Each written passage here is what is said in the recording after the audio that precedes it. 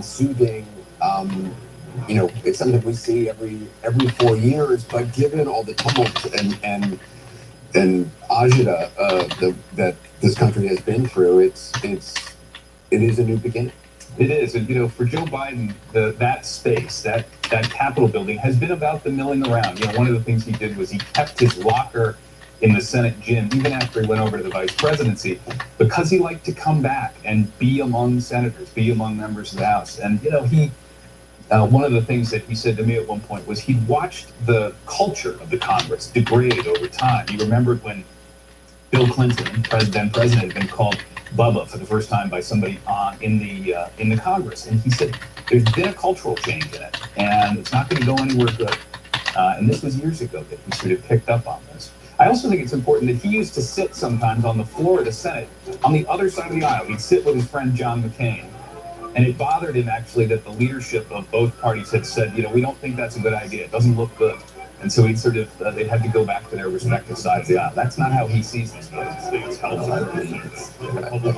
of all, we had a near-death experience for our democracy. 응상 4호도 so powerful. It wasn't nice.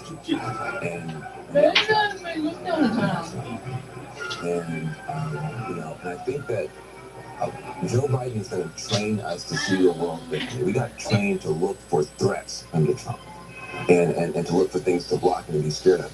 He's going to teach us how to look for opportunities, for common ground, for ways to come together.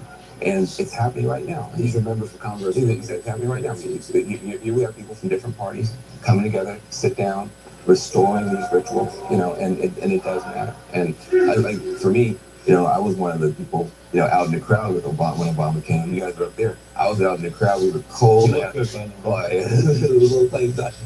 had my aunt with me. We were shivering. And Obama came out. And like I said, that feeling of hope was palpable. I think the hope is different now. It's more about faith. Our faith has been tested, and our faith endures. And I think you're going to see. I think you're going to see a different country come out of this. Well, you were among 2 million people who were out there. When I was sitting on that platform, I was looking at a sea of humanity. There will be no one there, and that will be symbolic of the challenge that we face. But when I watched soon-to-be President Biden come up those steps, it struck me that he walked those steps for the first time in 1973 as a young senator. His colleagues included people who served with Calvin Coolidge and Franklin Roosevelt. And now, 48 years later, he's walking up those steps, and he is a link to the past and a beacon to a better future. And it's really an interesting position. Who would have predicted that at this stage in his life he would be in that position? Jake Tapper, as President-elect Biden, soon to be President Biden, looks out, he won't see that sea of people that President Obama and President Trump saw. He'll see a sea of flags, 200,000 flags representing people who are not there. Also the reminder of the 400,000 dead in this country, and that the road is still on the rise.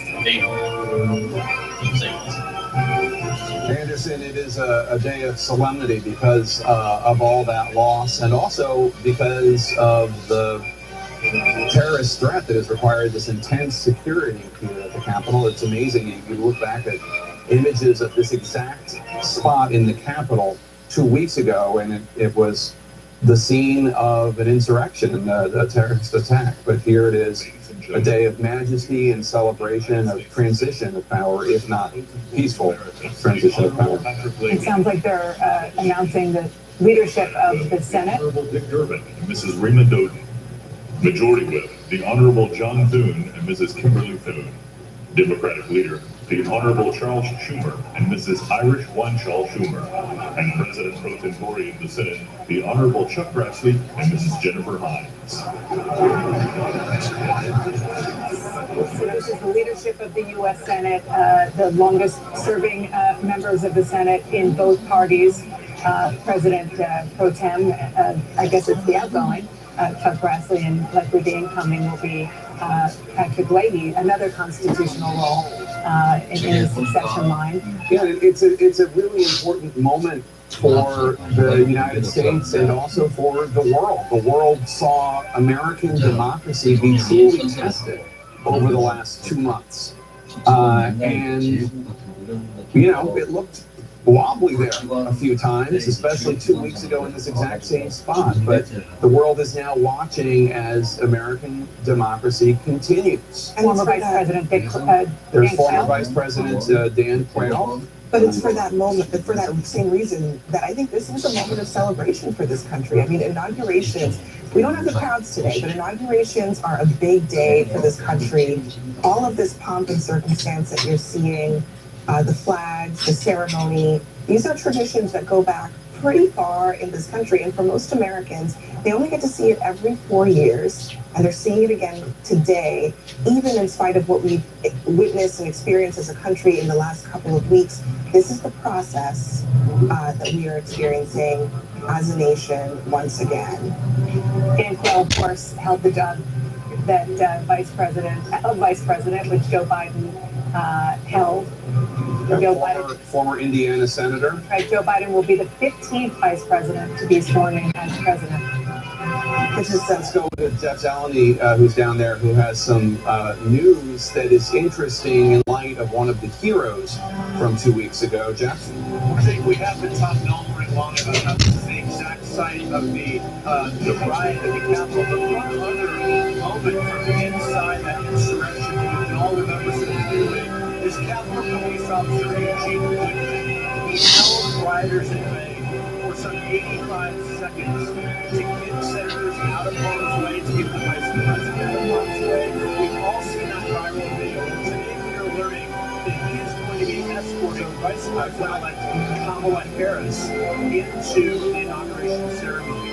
He is going to be walking side by side with her. He's also going to be coming with a new title. He's going to be acting Deputy House Sergeant at Arms. So certainly it's a monumental move for just the last 2 weeks. He's 40 years old and a Iraq War veteran and native of Washington, D.C. He will be walking side by side with a historic person in her own right, Senator Kamala Harris, becoming the next Vice President of the United States with Officer Eugene Goodman. Okay, so Jeff, we can't really hear you very well, so let me just tell the viewers what you're reporting, which is that Vice President-elect Kamala Harris is being escorted to the inauguration ceremony by Capitol Police Officer Eugene Goodman, who you might recall from his heroism 2 weeks ago. He led a group of the insurrectionists away from the Senate. He kind of served as a decoy and led them away from where they wanted to go, which was the floor of the U.S. Senate. Now, some other rioters, terrorists, did find their way to the Senate, but in that initial assault, he guided them away. Since then, Capitol Police Officer Eugene Goodman, who is a veteran as well, has a new role. He is the acting Deputy Sergeant at Arms in the House of Representatives. Honorable Dan Quayle. Wolf? Dan Quayle, just ready for this. Here he is walking. The first of several major VIPs arriving right now. There's Dan Quayle, former Vice President of the United States, showing up, John. And he's going to be followed by former President Bill Clinton, former President George W. Bush, former President Barack Obama. An enormous display of goodwill from these former presidents of the United States. An enormous display and a very important display. Again, 2 weeks ago, there were thugs, rioters, running through that building, attacking the American democracy. Today, we're watching the former vice president here. We'll see that former presidents come out right behind him, showing America and showing the world that building that was the site, it was a crime scene 2 weeks ago today. It is a stage today for a very important moment in the American democracy. Dan Quayle, I should note, a reminder, we lost President George H.W. Bush, but also that was the last presidency, a one-term presidency. George H.W. Bush served one term. After that, Bill Clinton, George W. Bush, and Barack Obama both elected to 2 terms. Donald Trump, of course, leaving Washington today after 1 term as president. It is a remarkable show of force, a bipartisan show of power here, an American tradition. But as Jake was just talking about, an American tradition that was a question mark 2 weeks ago when that building was being attacked, and many were questioning what was happening. Why would an American president send his supporters to attack a shrine of American democracy? But today we can turn the page on that one. After the former presidents are introduced, the Chief Justice, other other justices of the U.S. Supreme Court will be introduced, and then significantly, John, the Vice President of the United States, Mike Pence, and Karen Pence, they will be introduced as well. Missing in action, one Donald Trump. He has never respected the traditions and norms, the things, forgive me, that make America great, that truly make America great. These are the things that make America great.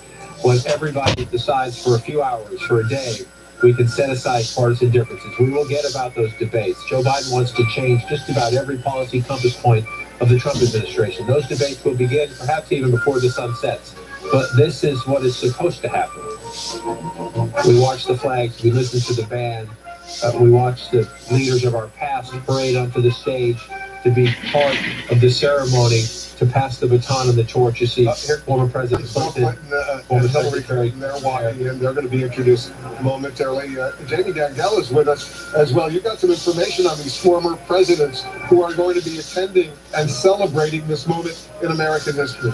I have to tell you, Wolf, when the inauguration was being planned, I was asked to reach out to both former President Clinton and former President Bush to find out whether they would be attending, and I got the same response from both of them. Sitting here waiting for my invitation. They were really excited to come and to be here.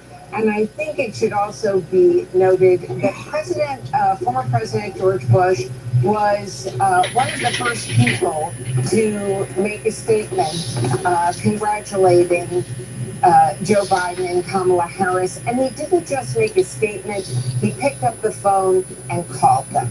Wolf? Yep, there they are, the former President Bill Clinton. Hillary Clinton, who was defeated 4 years ago by Donald Trump, she's here as well at the U.S. Capitol. They are about to be formally introduced, and they'll be followed by former President George W. Bush.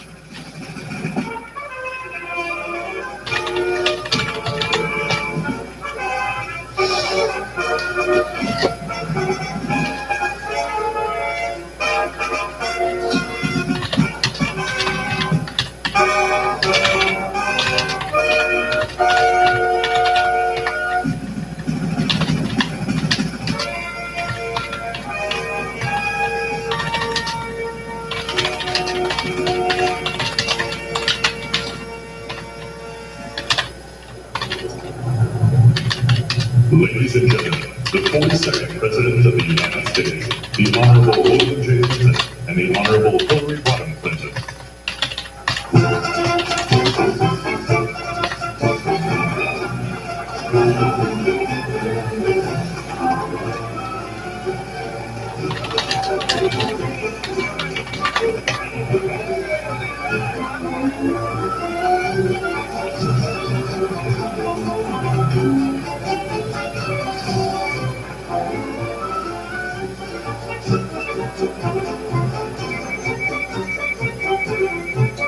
And there's former President George W. Bush and Laura Bush. They're getting ready to walk in as well. This is an exciting moment for those of us, John, who love American history, who love covering presidents of the United States, Democrats and Republicans. They're getting together at this really historic moment. And think of the remarkable moment. A, the message this sends to the country and to the world, like the former presidents there of both parties.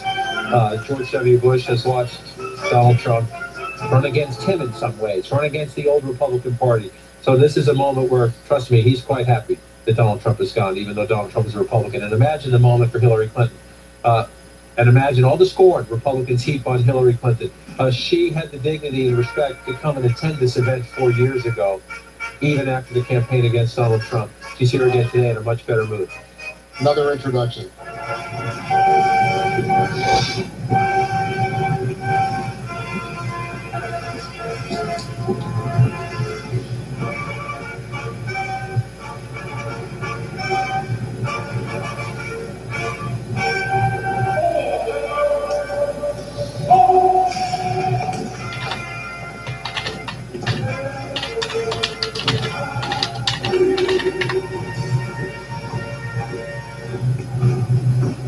Ladies and gentlemen, the 43rd President of the United States, the Honorable George W. Bush and Mrs. Laura Bush.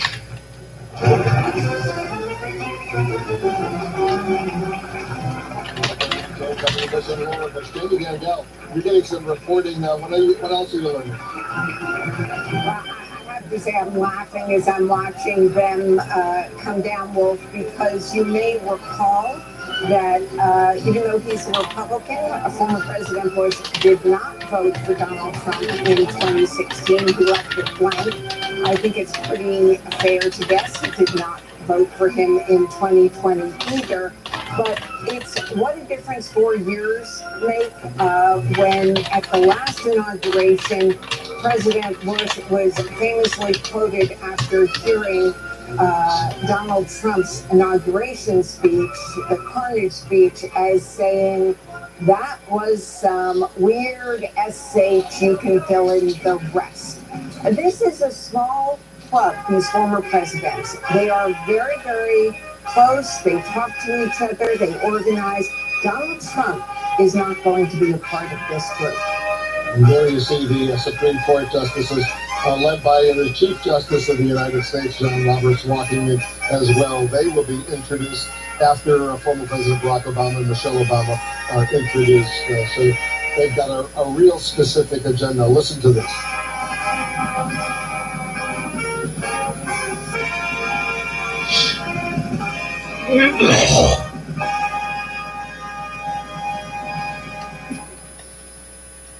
Ladies and gentlemen, the 44th President of the United States, the Honorable Barack H. Obama and Mrs. Michelle Obama.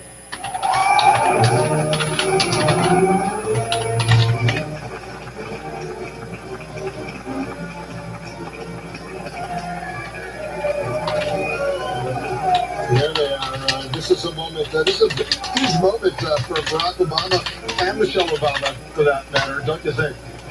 Absolutely. 4 years ago, Donald Trump ran against Barack Obama and won the presidency. In some ways, Donald Trump's election was a repudiation of the Obama agenda. However, now you have Joe Biden coming in, and Joe Biden ran saying, we're going to strengthen Obamacare. We're going to bring back the multilateral approach. We're going to respect our allies. Now, he will be different. Joe Biden will be, President Biden will be in different ways than President Obama, but this is a very proud moment for the Obamas, both of them. Let's get David Axelrod's thought. He used to work for Barack Obama when he was president of the United States, and David, you helped him become the president of the United States. Yeah, and I also watched the relationship between him and Joe Biden grow. You know, they weren't that close when Obama named him vice president, and over those 8 years of the presidency, they just became closer and closer. Sometimes these relationships grow apart. They became very, very good friends. So I'm sure Obama, for him, this moment is not just about his happiness for the country, which I'm sure he feels, but also for a very close friend who is realizing the live stream and in whom I know he has great faith to be the right person at this moment. So this is a moment of great satisfaction for both Barack and Michelle Obama. There you see the justices of the U.S. Supreme Court, including some of the justices appointed, nominated by soon-to-be former President Donald Trump. The Chief Justice of the United States, John Roberts, walking in right there as well. They're going to be followed, you know, John, it's all three branches of the United States government participating in this moment. And when conservatives talk about the Trump legacy, they will not want to talk about impeach twice. They will not want to talk about inspiring insurrection. They will try to talk about Gorsuch, Kavanaugh, Coney Barrett. One of the big legacies for the next 25 years or more is the appointment of those three justices and dozens of other federal court judges. This is the family of the soon-to-be Vice President of the United States, and Doug Emhoff, her husband. These are the stepchildren of Kamala Harris walking in as well. All the family members are going to be introduced in the course of this inauguration. This is Cole and Ella, who are there right there, obviously very excited, John.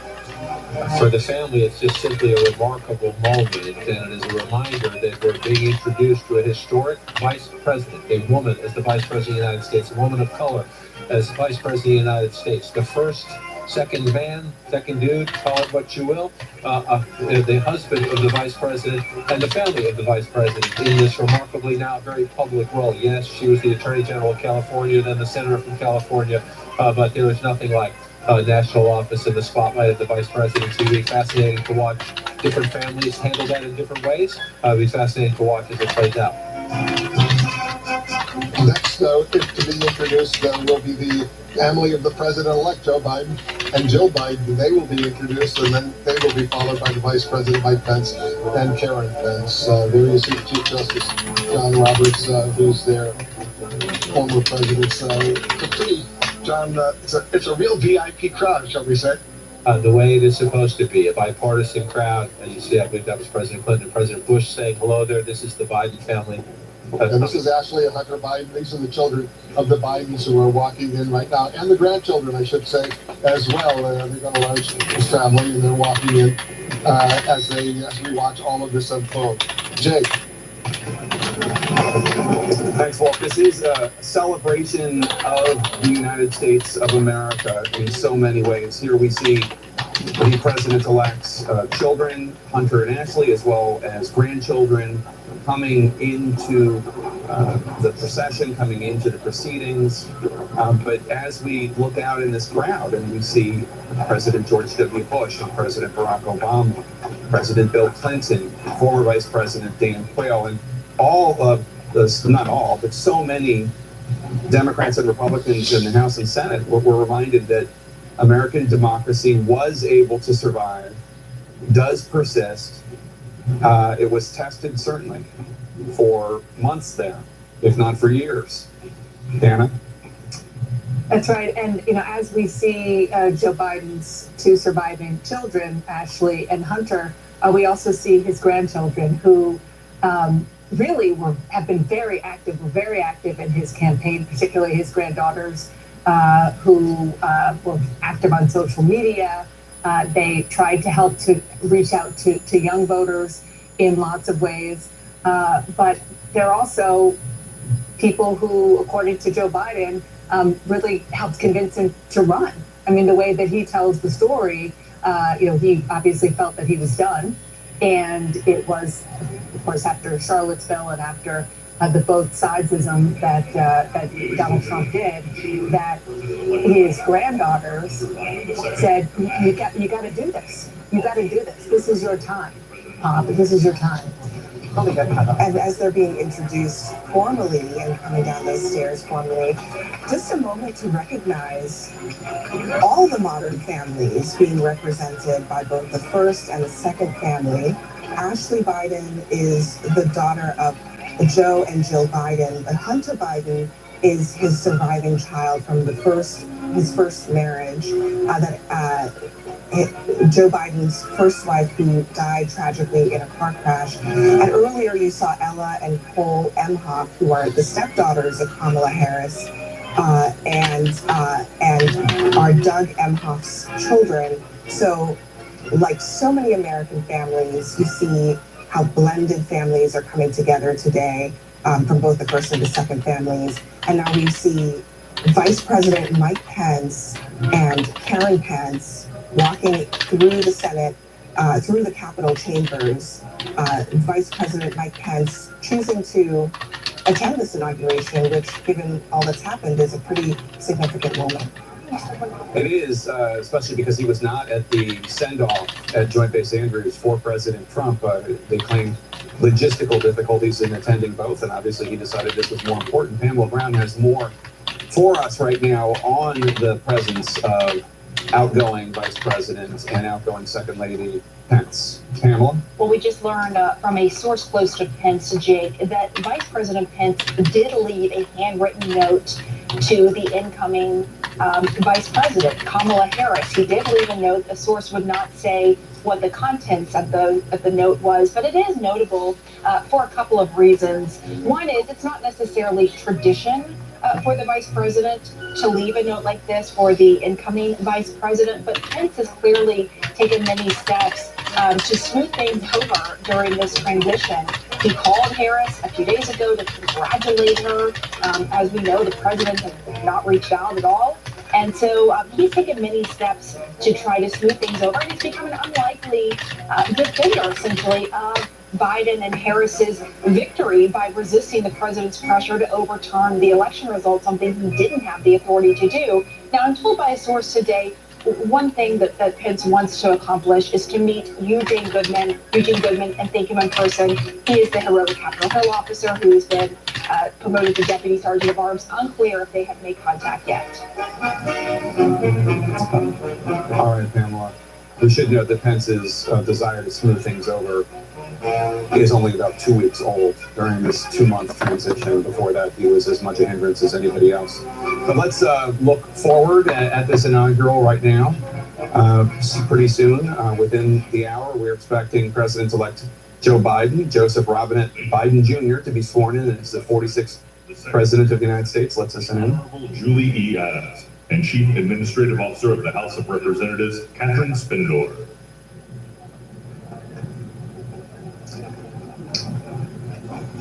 These are some of the individuals who helped run the Congress. We are expecting also some of the individuals who are the chairs of the inaugural committee. You saw it earlier, perhaps.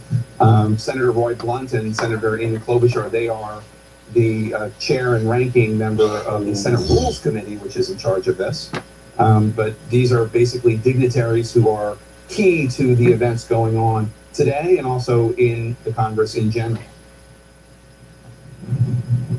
It takes a lot to put on an inauguration, and there are lots of protocols, lots of rules, and they are involved in doing that, and not just the elected representatives, but the people who work there and have done this many times.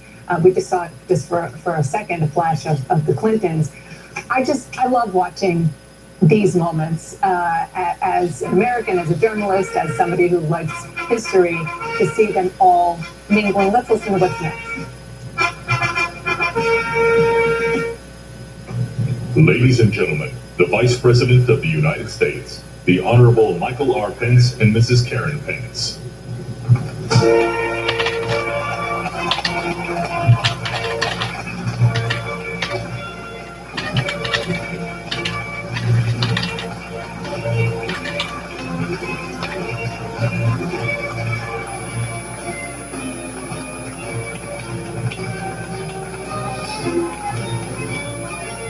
Bipartisan applause there for the outgoing Vice President, Mike Pence, and his wife, the Second Lady.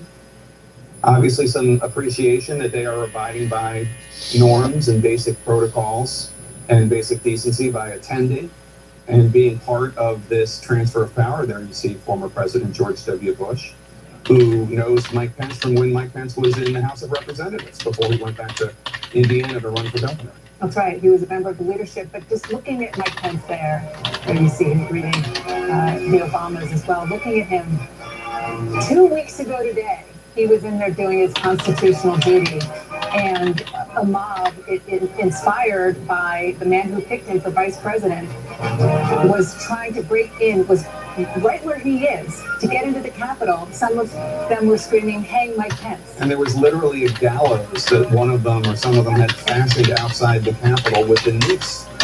Exactly. And talk about what you said earlier, Jake, a celebration of democracy, the fact that here we are 2 weeks later to the day, and there he is doing his duty, not constitutionally this time, but as an American, as somebody who respects protocol.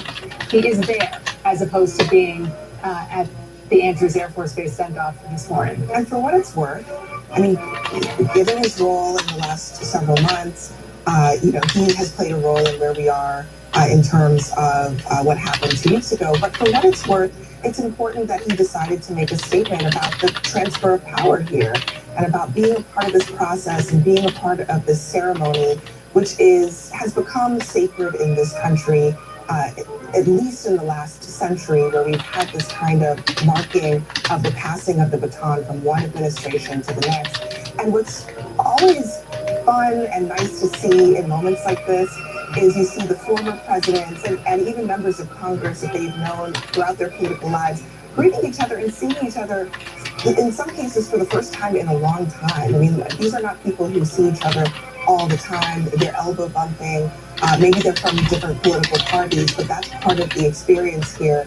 Even in socially distanced COVID times, you see there's Steve Scalise, and you see, I believe that was Donna Brazil in the background there, but there's people who rarely see each other coming together today and actually enjoying this moment of brief bipartisanship before things start again in Washington tomorrow. Yeah, not to be too cold about it, but often these former presidents only see each other at inaugurations and at funerals. Yeah. The pictures I have in my mind of George W. Bush and the Obamas, really, he hangs out more with Michelle than he does with Barack, are from the John McCain funeral and then from the George H.W. Bush funeral.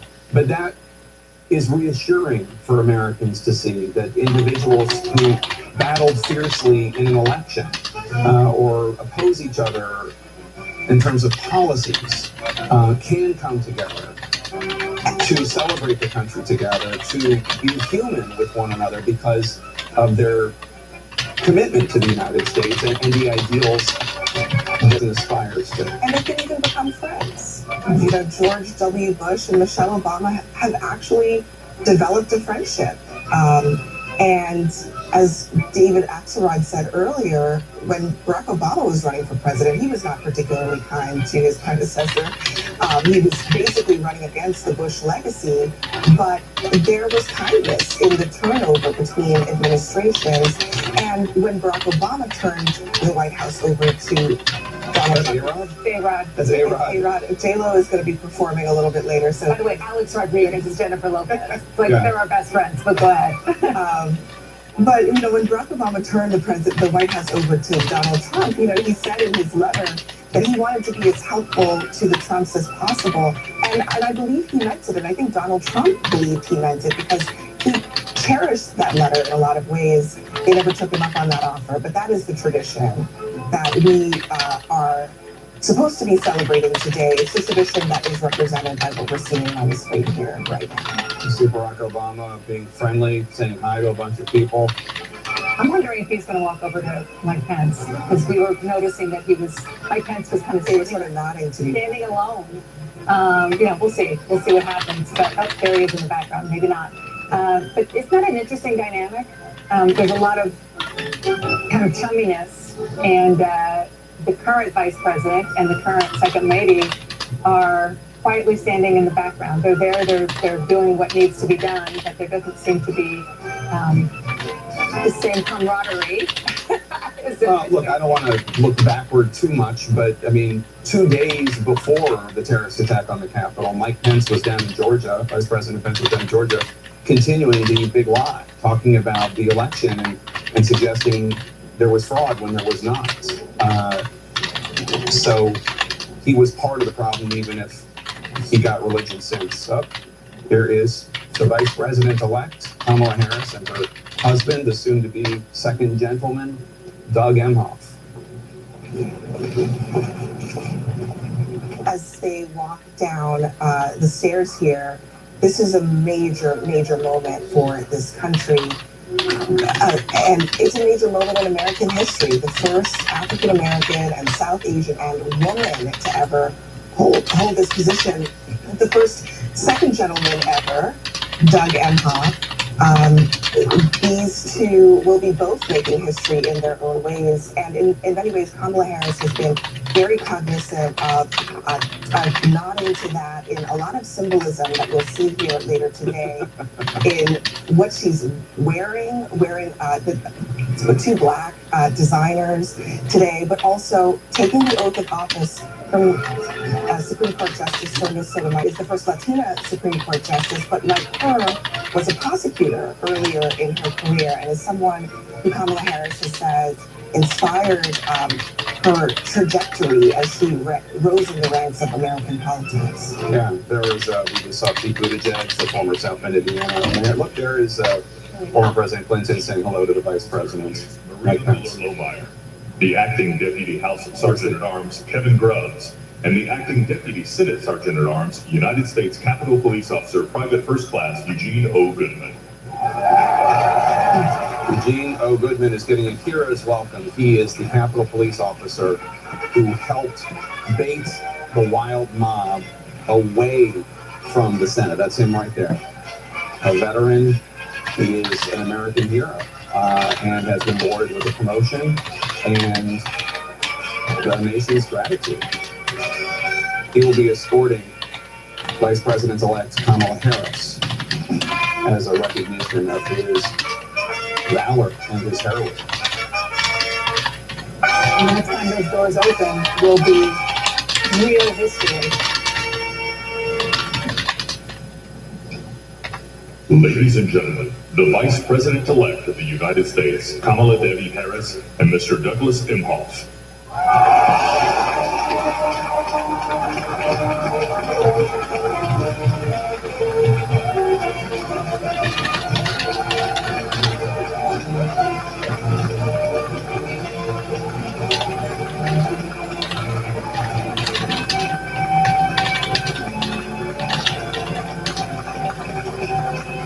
This is a major moment for American history, for world history, for the country, as Kamala Harris walks down the stairs, soon to become the next Vice President of the United States.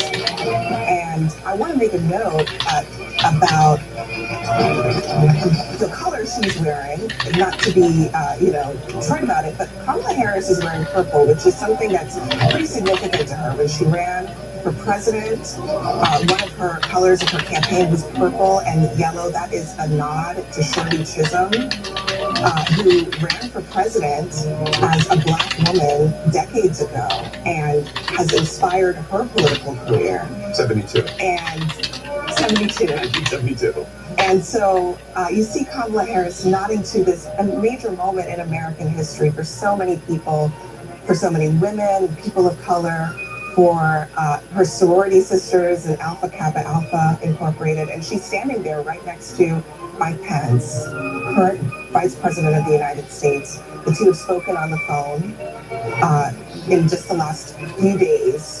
But other than that, have had not a whole lot of contact since she became Vice President-elect. Just look at it. You can't see her entire face because of the COVID crisis. There she is saying hi to Jim Clyburn. He is the House Majority Whip, the Dean of the South Carolina Congressional Delegation. This is a historical moment. He's wearing the highest-ranking State University hat. He's on the bottom. The highest-ranking Black member of Congress in history. Chatting. He just lost his wife not long ago. Chatting with Kamala Harris, this historical figure, the first Black woman to ever be a Vice President of the United States.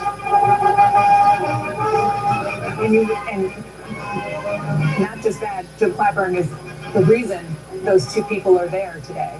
He helped boost Joe Biden. But look at Kamala Harris's face. You can see she's obviously greeting people. You can see that the Vice President-elect is trying to take it in. You saw earlier, and she's doing it now, she kind of looked up. And you almost could see her thinking to herself, I need to remember this. I need to take this moment in. She'll see the pictures and so forth afterwards, but I can't even imagine what an out-of-body experience it is for her. It's a moment of history that she's making yet again as someone who has done this in a lot of her positions, being the first Black woman, the first South Asian woman to hold several of the positions that she has had in her life. Back when she was a prosecutor in California, she was one of just a handful of Black United States senators, and now she will be the first Black woman, South Asian woman in the to be Vice President of the United States. As the ceremony continues, let's go to Wolf Blitzer right now. There you go. You can see the President-elect of the United States, Dr. Joe Biden. They're going to be walking in as well, and then they will be introduced. But this is the first time we're actually seeing them inside the Congress. They're introducing the congressional leadership right now, John, the Democrats and Republicans. And I just want to alert our viewers that we're also going to be having some excellent, truly excellent musical presentations. Lady Gaga will sing the national anthem. Jennifer Lopez will do some special musical selections, and Garth Brooks will as well. But in the meantime, meantime, let's get ready for the President-elect of the United States. And the Honorable Elaine L. Chao and Staff Representative. An American celebration, Wolf, with the world watching. Soon to be President of the United States, Joe Biden, walking out with his wife, Jill Biden. The pictures tell us about history. The pictures tell us about the resilience. 2 weeks ago, we were watching thugs run through these halls. Now we're watching the military honor guard there as the former vice president, former senator, soon to be President of the United States, walks through with the First Lady, soon to be First Lady, Jill Biden. Just remarkable history. The election of Joe Biden, now the inauguration of Joe Biden. What a moment. The weight on this new president in the middle of a pandemic, with an economy bleeding jobs, a country so divided that supporters of the former president, attacked that building 2 weeks ago today. Just a remarkable moment. The weight of the presidency about to pass onto Joe Biden. Abdasmas is with us, the Biden biographer. This must be so moving, so exceptional for this man. Well, it's extraordinary. Here he is, 48 years after he entered this. He's now going to be the oldest president of the United States, facing enormous challenges. And I'm reminded of what he said in 2008 at the Democratic National Convention. He said, failure at some point in life is inevitable, but giving up is unforgivable. And that has indeed been the text of his life, and it has led him right here to the doorstep of history. The inaugural ceremony is about to get underway. We're about to hear the horns. We're about to hear the president-elect and the future First Lady of the United States introduced. And this ceremony will begin. There you see congressional leadership. It's about to begin right now. This is one of those moments that a lot of us will remember down the road. It's getting chilly out there a little bit as well, and it's you actually see a few snow flurries coming in as well. So I'm sure they're all anxious to get this underway as the weather. Let's listen in right now as we're leaders in Congress.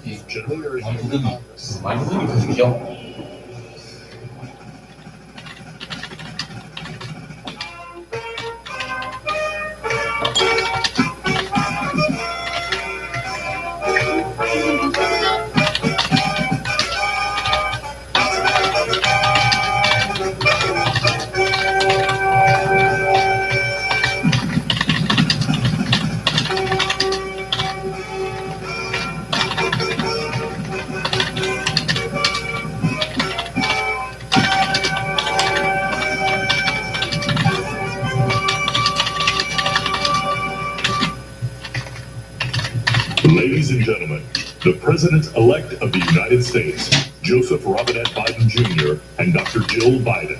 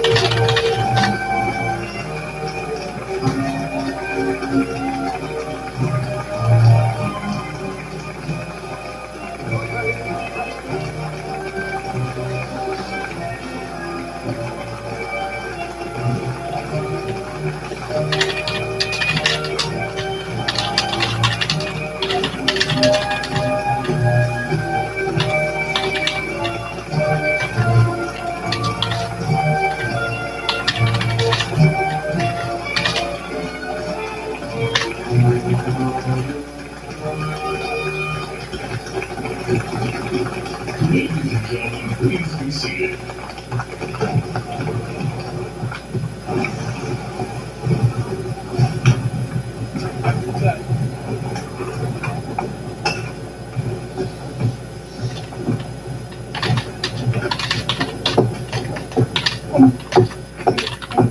Please welcome the Honorable Amy Klobuchar.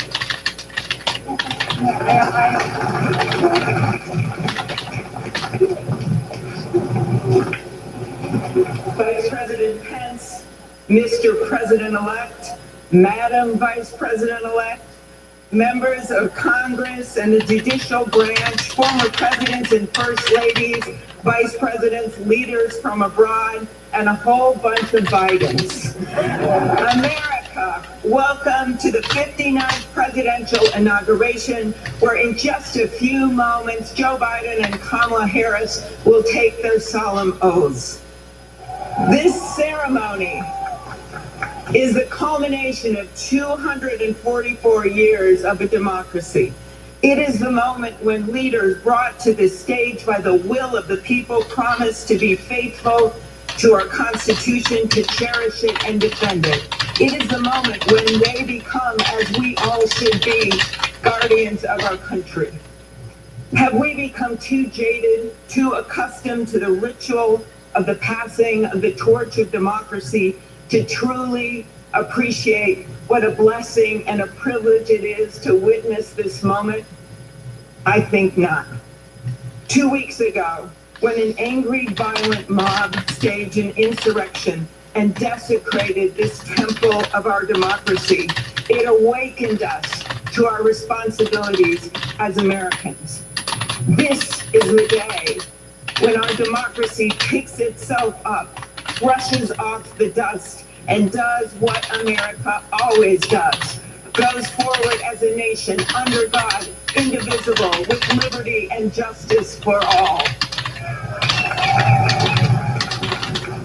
This conveyance of a sacred trust between our leaders and our people takes place in front of this shining Capitol dome for a reason. When Abraham Lincoln gave his first inaugural address in front of this Capitol, the dome was only partially constructed, braced by ropes of steel. He promised he would finish it. He was criticized for spending funds on it during the Civil War. To those critics, he replied, "If the people see the Capitol going on, it is a sign we intend the Union shall go on." And it did, and it will. Generations of Americans gave their lives to preserve our republic in this place.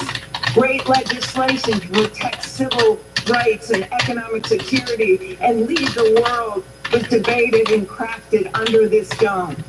Now it falls on all of us, not just the two leaders we are inaugurating today, to take up the torch of our democracy, not as a weapon of political arson, but as an instrument for good. We pledge today never to take our democracy for granted as we celebrate its remarkable strength. We celebrate its resilience, its grit. We celebrate the ordinary people doing extraordinary things for our nation, the doctors and nurses on the front line of this pandemic, the officers in the Capitol, a new generation never giving up hope for justice.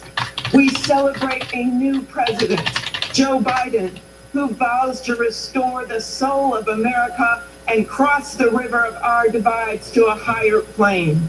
And we celebrate our first African American, first Asian American, and first woman vice president, Kamala Harris, who stands on the shoulders of so many on this platform who have forged the way to this day.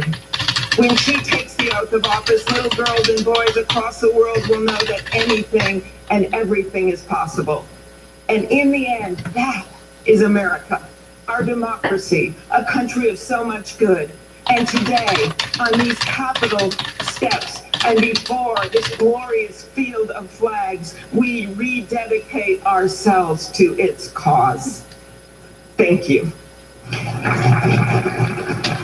It is now my honor to introduce to you the senator who has worked with me and so many others to make this ceremony possible. My friend and the chair of the inaugural committee, Missouri Senator Roy Blunt.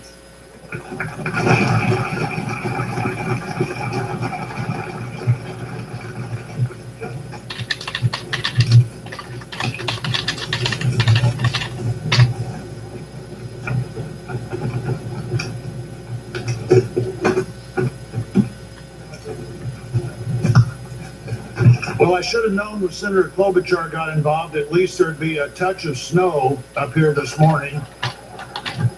Of all the things we've considered, I don't think snow was on my agenda, so I walked out the door a moment ago. But thank you, Senator Klobuchar, and thanks to the other members of the Joint Congressional Committee on the Inauguration as we officially begin the 59th inaugural ceremony. I also want to thank the Joint Committee staff and our partners, particularly our security partners, for the way they've dealt with unprecedented circumstances.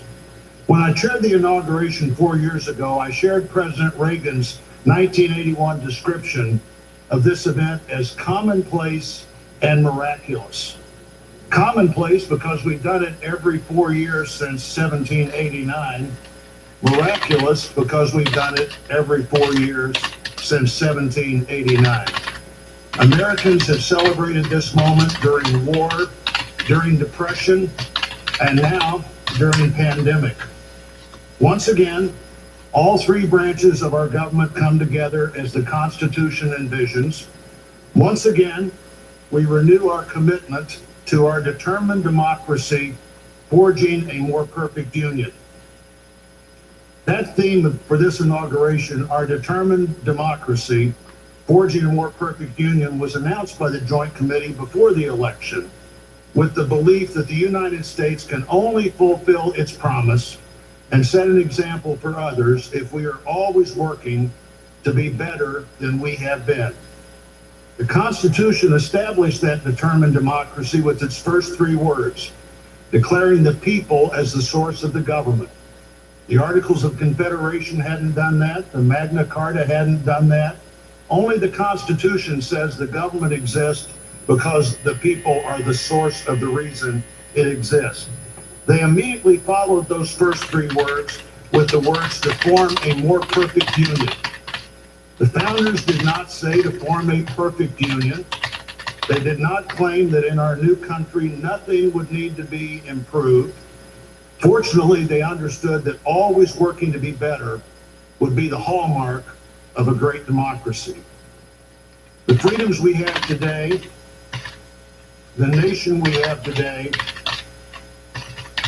is not here just because it happened, and they aren't complete. A great democracy working through the successes and failures of our history, striving to be better than it had been. And we are more than we have been, and we are less than we hope to be. The assault on our Capitol at this very place just 2 weeks ago reminds us that a government designed to balance and check itself is both fragile and resilient. During the last year, the pandemic challenged our free and open society and called for extraordinary determination and sacrifice, and still challenges us today. Meeting that challenge head on have been and are healthcare workers, scientists, first responders, essential frontline workers, and so many others we depend on in so many ways. Today we come to this moment. People all over the world, as we're here, are watching and will watch what we do here. Our government comes together. The Congress and the courts join the transition of executive responsibility. One political party more pleased today and on every inaugural day than the other. But this is not a moment of division, it's a moment of unification. A new administration begins and brings with it a new beginning. And with that, our great national debate goes forward, and a determined democracy will continue to be essential in pursuit of a more perfect union and a better future for all Americans. What a privilege for me to join you today. Thank you.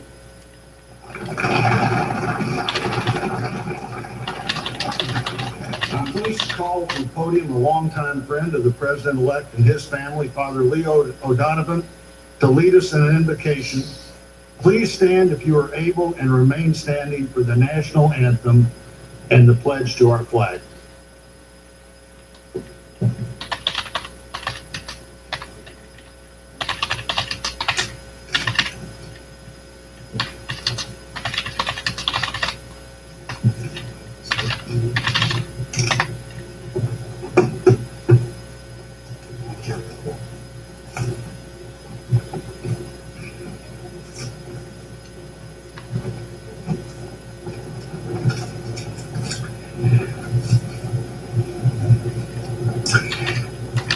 Gracious and merciful God, At this sacred time, we come before you in need, indeed on our knees. But we come still more with hope, and with our eyes raised anew to the vision of a more perfect union in our land, a union of all our citizens to promote the general welfare and secure the blessings of liberty to ourselves and our posterity. We are a people of many races, creeds, and colors, national backgrounds, cultures, and styles, now far more numerous, and on land much did us how important it is to dream together. By ourselves, he wrote, we risk seeing mirages, things that are not there. Dreams, on the other hand, are built together.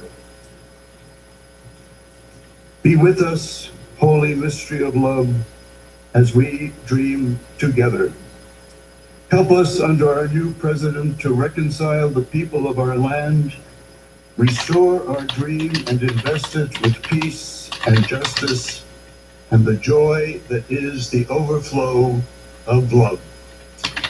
To the glory of your name, forever. Amen.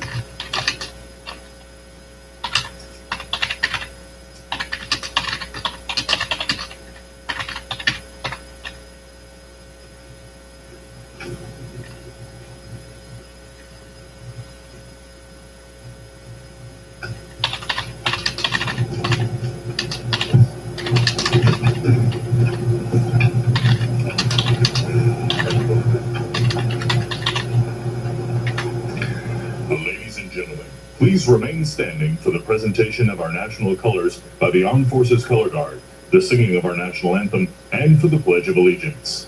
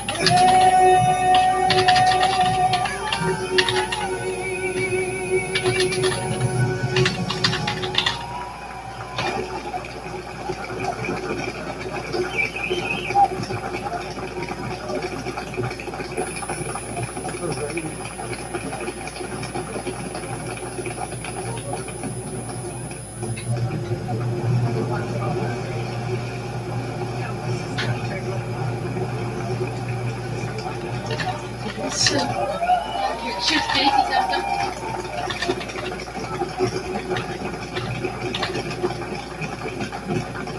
and gentlemen, please welcome from the city of South Fulton, Georgia Fire and Rescue Department, President of the International Association of Firefighters, Local 3920, Fire Captain Andrea M. Hall, for the reciting of the Pledge of Allegiance.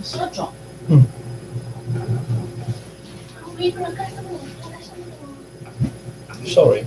I pledge allegiance to the flag of the United States of America and to the republic for which it stands, one nation, under God, indivisible, with liberty and justice for all.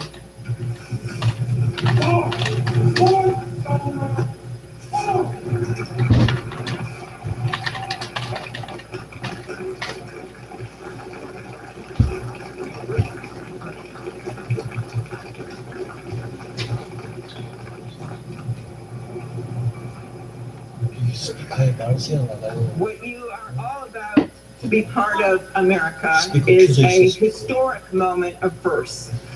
To administer the oath to our first African American, our first Asian American, and our first woman vice president, Kamala Harris, it is my great privilege to welcome to the inaugural stage the first Latina to ever serve on the Supreme Court of the United States of America, Justice Sonia Sotomayor.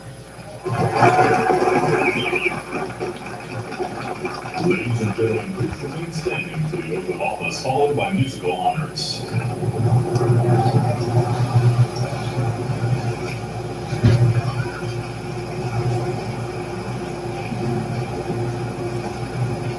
Please raise your right hand and repeat after me.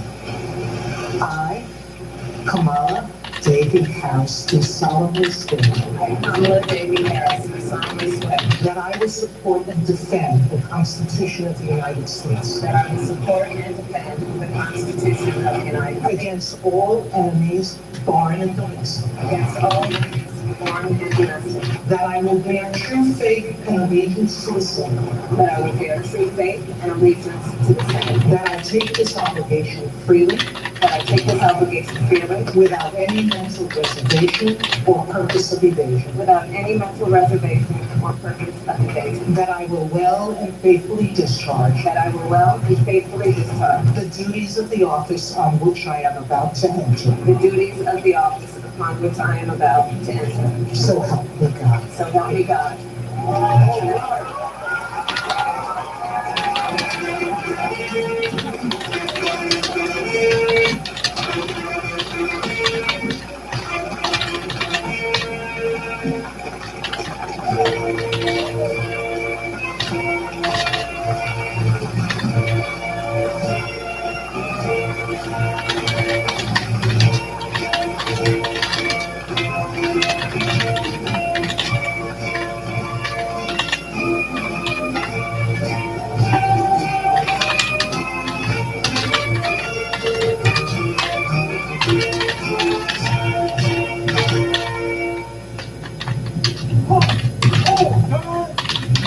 Ladies and gentlemen, please be seated.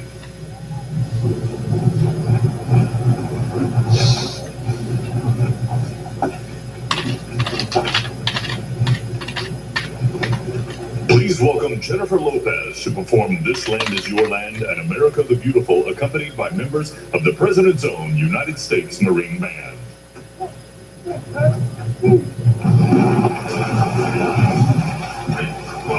아까 로페즈 캐제야 맞나?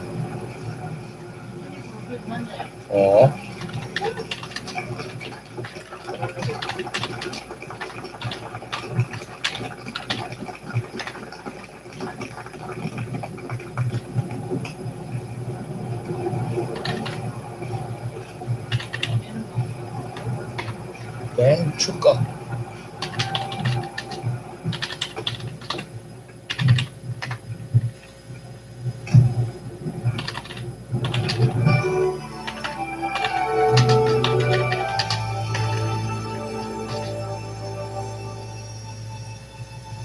This land is your land.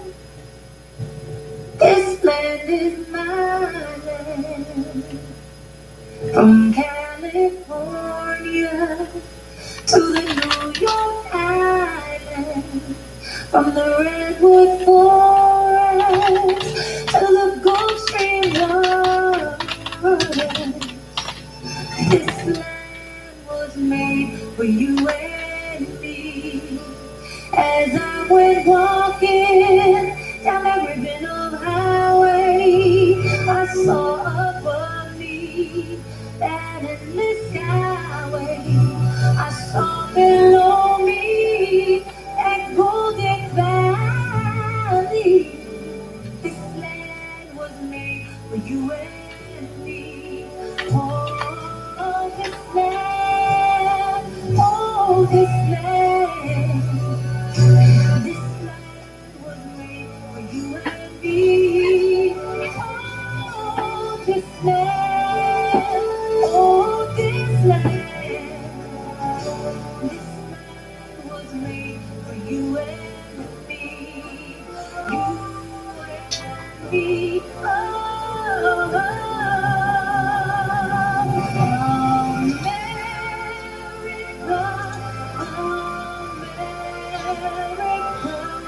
God shed His grace on thee and crown thy good brotherhood. From sea to shining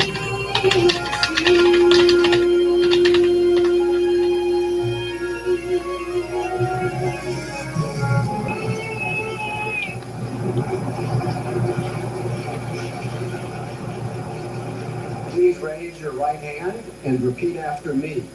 I, Joseph Robinette Biden Jr., do solemnly swear. I, Joseph Robinette Biden Jr., do solemnly swear that I will faithfully execute the office of President of the United States office of President of the United States and will, to the best of my ability, preserve, protect, and defend the Constitution of the United States. So help me God. Congratulations, Mr. President.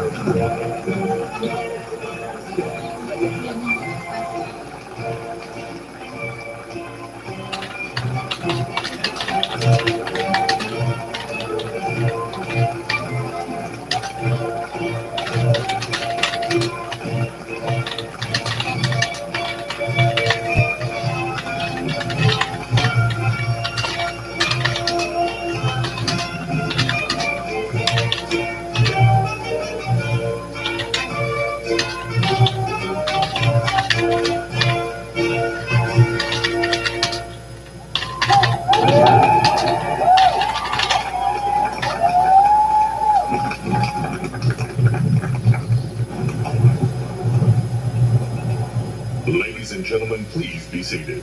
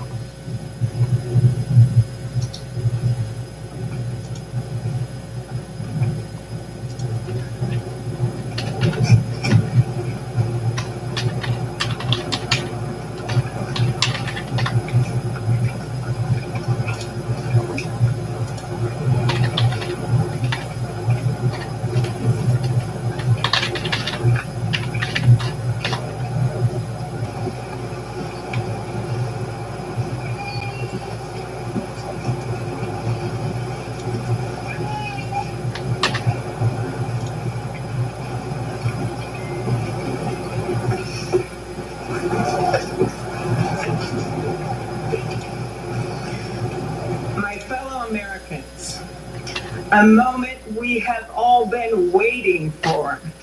It is now my great privilege and high honor to be the first person to officially introduce the 46th President of the United States, Joseph R. Biden Jr.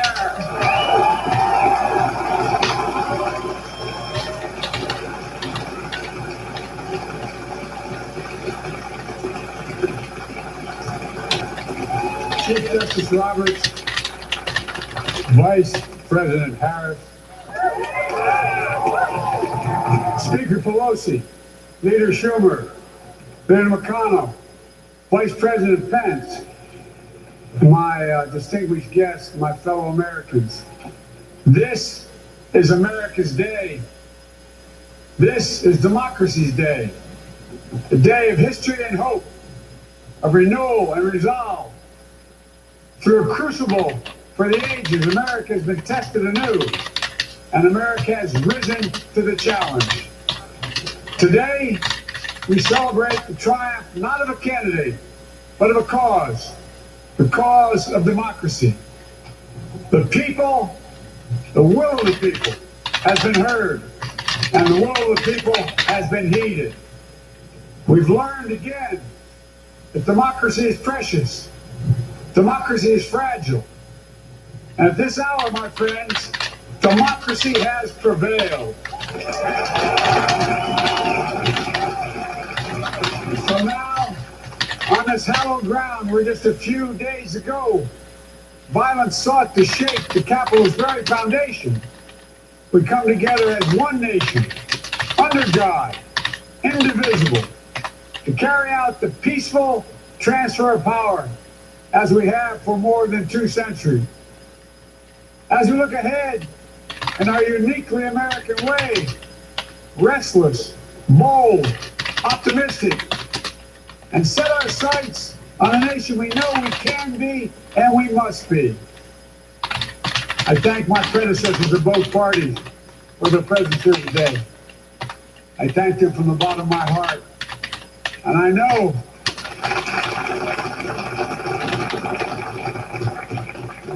the resilience of our Constitution and the strength of our nation, as does President Carter, who I spoke with last night, who cannot be with us today, but whom we salute for his lifetime in service. I've just taken the sacred oath each of those patriots have taken. Resilience Those is first what sworn by George Washington. Resilience. But the American story depends not on any one of us, not on some of us, but on all of us, on we the people who seek a more perfect union. This is a great nation. We are good people. And over the centuries, through storm and strife, in peace and in war, we've come so far, but we still have far to go. We'll press forward with speed and urgency, for we have much to do in this winter of peril and significant possibilities. Much to repair, much to restore, much to heal, much to build, and much to gain. Few people in our nation's history have been more challenged, or found the time more challenging or difficult than the time we're in now. Once in a century virus that silently stalks the country has taken as many lives in 1 year as America lost in all of World War II. Millions of jobs have been lost. Hundreds of thousands of businesses closed. A cry for racial justice, some 400 years in the making, moves us. The dream of justice for all will be deferred no longer. A cry for survival comes from the planet itself. A cry that can't be any more desperate or any more clear. And now, a rise of political extremism, white supremacy, domestic terrorism, that we must confront and we will defeat. overcome these challenges, to restore the soul and secure the future of America, requires so much more than words. It requires the most elusive of all things in a democracy: unity. Unity. In another January, on New Year's Day in 1863, Abraham Lincoln signed the Emancipation Proclamation. When he put pen to paper, the president said, and I quote, "If my name ever goes down into history, it'll be for this act, and my whole soul is in it." My whole soul is in it. Today, on this January day, my whole soul is in this. Bringing America together, uniting our people, uniting our nation. And I ask every American to join me in this cause.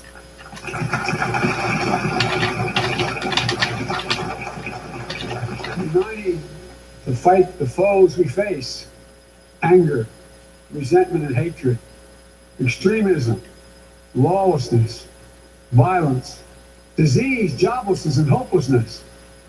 With unity, we can do great things, important things. We can right wrongs. We can put people to work in good jobs. We can teach our children in safe schools. We can overcome the deadly virus. We can reward work and rebuild a middle class and make healthcare secure for all. We can deliver racial justice, and we can make America once again the leading force for good in the world. I know speaking of unity can sound to some like a foolish fantasy these days.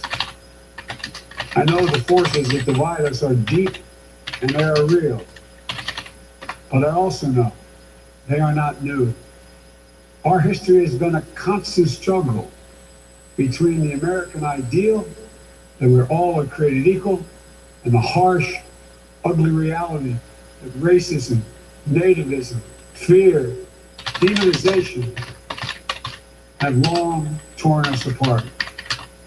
The battle is perennial, and victory is never assured. Through Civil War, the Great Depression, World War, 9/11, through struggle, sacrifice, and setbacks, our better angels have always prevailed. In each of these moments, enough of us have come together to carry all of us forward. And we can do that now. History, faith, and reason show the way of unity. We can see each other not as adversaries, but as neighbors. We can treat each other with dignity and respect. We can join forces, stop the shouting, and lower the temperature. Without unity, there is no peace, only bitterness and fury. No progress, only exhausting outrage. No nation, only a state of chaos. This is our historic moment of crisis and challenge. And unity is the path forward. And we must meet this moment as the United States of America. If we do that, I guarantee you we will not fail. We have never, ever, ever, ever failed in America. We've acted together. And so today, at this time, in this place, let's start afresh. All of us. Let's begin to listen to one another again. Hear one another. See one another. Show respect to one another. Politics doesn't have to be a raging fire, destroying everything in its path.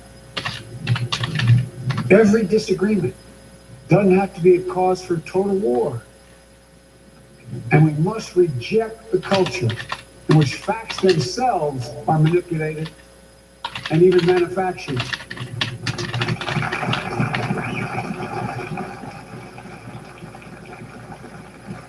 My fellow Americans, we have to be different than this.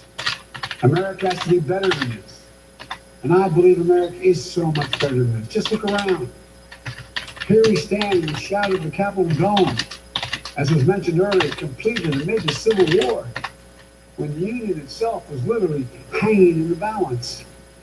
Yet we endured. We prevailed. Here we stand, looking out on the great mall where Dr. King spoke of his dream. Here we stand where 108 years ago, at another inaugural, thousands of protesters tried to block brave women marching for the right to vote.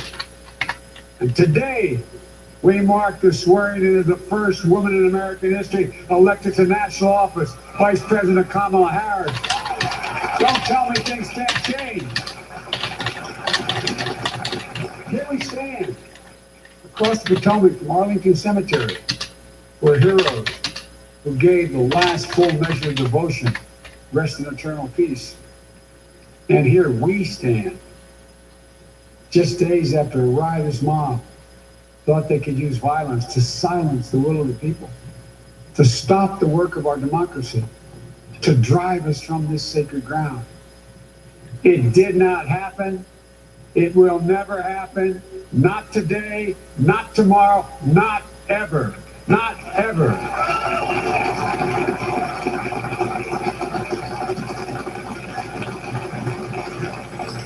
To all those who supported our campaign, I'm humbled by the faith you place in us. To all those who did not support us, let me say this. Hear me out as we move forward. Take a measure of me and my heart. If you still disagree, so be it. That's democracy. That's America. The right to dissent peaceably within the guardrails of our republic is perhaps this nation's greatest strength. Yet hear me clearly.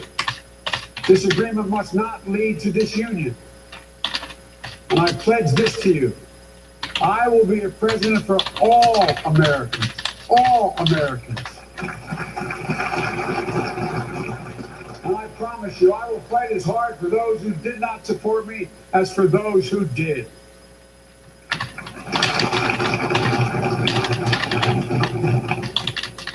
Many centuries ago, St. Augustine, a saint of my church, wrote that a people was a multitude defined by the common objects of their love. Defined by the common objects of their love. What are the common objects we as Americans love that define us as Americans? I think we know. Opportunity, security, liberty, dignity, respect, honor, and yes, the truth. Recent weeks and months have taught us a painful lesson. There is truth and there are lies. Lies told for power and for profit. And each of us has a duty and a responsibility as citizens, as Americans, and especially as leaders. Leaders who have pledged to honor our Constitution and protect our nation, to defend the truth and defeat the lies. Look, I understand that many of my fellow Americans view the future with fear and trepidation. I understand they worry about their jobs. I understand, like my dad, they lay in bed staring at night, staring at the ceiling, wondering, can I keep my health care? Can I pay my mortgage? Thinking about their families, about what comes next. I promise you, I get it. But the answer is not to turn inward, to retreat into competing factions, distrusting those who don't look like you, or worship the way you do, or don't get their news from the same sources you do. We must end this uncivil war that pits red against blue, rural versus urban, conservative versus liberal. We can do this if we open our souls instead of hardening our hearts, if we show a little tolerance and humility, and if we're willing to stand in the other person's shoes, as my mom would say, just for a moment, stand in their shoes. Because here's the thing about life. There's no accounting for what fate will deal you. Some days, when you need a hand. There are other days when we're called to lend a hand. That's how it has to be. That's what we do for one another. And if we are this way, our country will be stronger, more prosperous, more ready for the future. And we can still disagree. My fellow Americans, in the work ahead of us, we're going to need each other. We need all our strength to persevere through this dark winter. We're entering what may be the toughest and deadliest period of the virus. We must set aside politics and finally face this pandemic as one nation. One nation. And I promise you this, as the Bible says, weeping may endure for a night, but joy cometh in the morning. We will get through this together. Together. Look, folks, all my colleagues I serve with in the House and the Senate up here, we all understand the world is watching all of us today. So here's my message to those beyond our borders. America has been tested, and we've come out stronger for it. We will repair our alliances and engage with the world once again. Not to meet yesterday's challenges, but today's and tomorrow's challenges. And we'll lead not merely by the example of our power, but by the power of our example.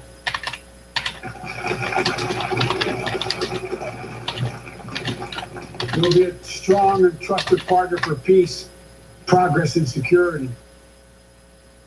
Look, you all know we've been through so much in this nation. And my first act as president, I'd like to ask you to join me in a moment of silent prayer. Remember all of those who we lost this past year to the pandemic. Those 400,000 fellow Americans, moms, dads, husbands, wives, sons, daughters, friends, neighbors, and co-workers.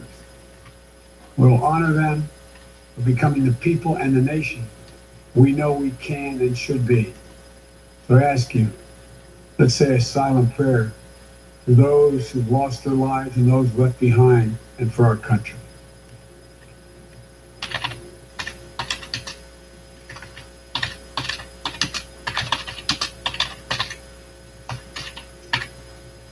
Amen.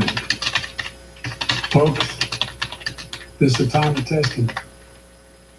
We face an attack on our democracy and on truth, a raging virus, growing inequity, the sting of systemic racism, the climate in crisis, America's role in the world. Any one of these would be enough to challenge us in profound ways. But the fact is, we face them all at once, presenting this nation with one of the gravest responsibilities we've had. Now we're going to be tested. Are we going to step up? All of us? It's time for boldness, for there is so much to do. And this is certain. I promise you, we will be judged, you and I, by how we resolve these cascading crises of our era. We will rise to the occasion is the question. Will we master this rare and difficult hour? Will we meet our obligations and pass along a new and better world to our children? I believe we must. I'm sure you do as well. I believe we will. And when we do, we'll write the next great chapter in the history of the United States of America, the American story. A story that might sound something like a song that means a lot to me. It's called American Anthem. There's one verse that stands out, at least for me, and it goes like this. The work and prayers of century have brought us to this day. What shall be our legacy? What will our children say? Let me know in my heart when my days are through. America, America, I gave my best to you. Let's us add our own work and prayers to the unfolding story of our great nation. If we do this, then when our days are through, our children and our children's children will say of us, they gave their best. They did their duty. They healed the broken land. My fellow Americans, I close the day where I began, with the sacred oath. Before God and all of you, I give you my word. I will always level with you. I will defend the Constitution. I'll defend our democracy. I'll defend America. And we'll give all of you, keep everything I do in your service, thinking not of power, but of possibilities, not of personal interest, but the public good. And together, we shall write an American story of hope, not fear, of unity, not division, of light, not darkness, a story of decency and dignity, love and healing, greatness and goodness. May this be the story that guides us, the story that inspires us, and the story that tells ages yet to come that we answered the call of history. We met the moment. Democracy and hope, truth and justice did not die on our watch but thrived. That America secured liberty at home and stood once again as a beacon to the world. That is what we owe our forebears, one another, and generation to follow. So, with purpose and resolve, we turn to those tasks of our time, sustained by faith, driven by conviction, devoted to one another and the country we love with all our hearts.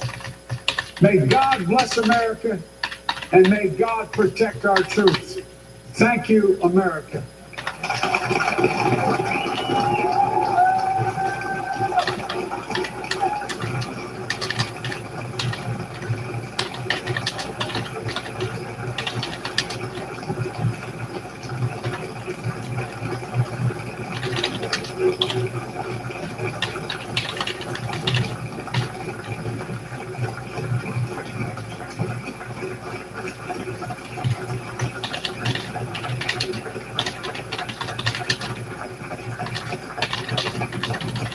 Ladies and gentlemen, please be seated.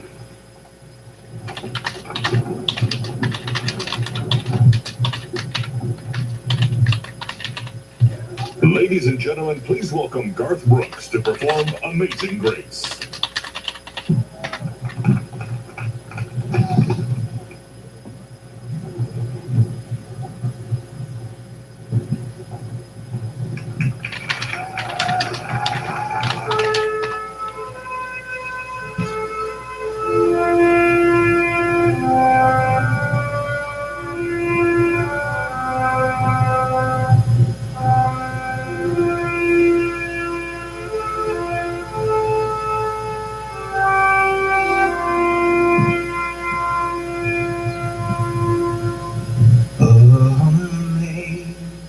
Amazing grace, how sweet the sound that saved a wretch like me. I was lost, but now I'm found. Was blind, but now I see. When we've been there 10,000 years, bright shining as the sun,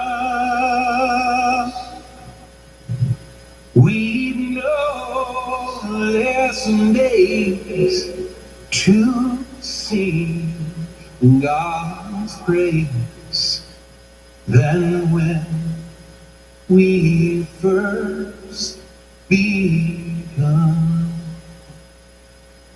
If I can ask you to sing this last verse with me, not just the people here, but the people at home, at work, as one, united. Amazing grace, how sweet the sound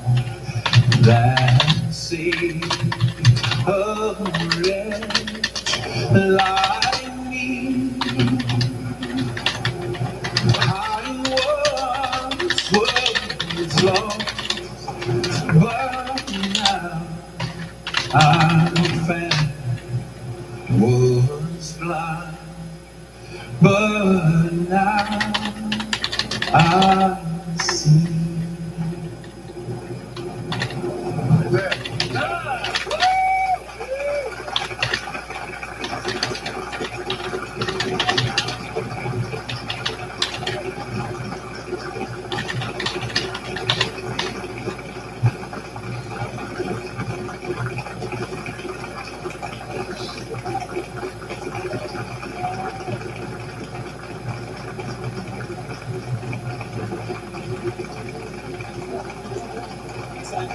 Hard not to be reminded of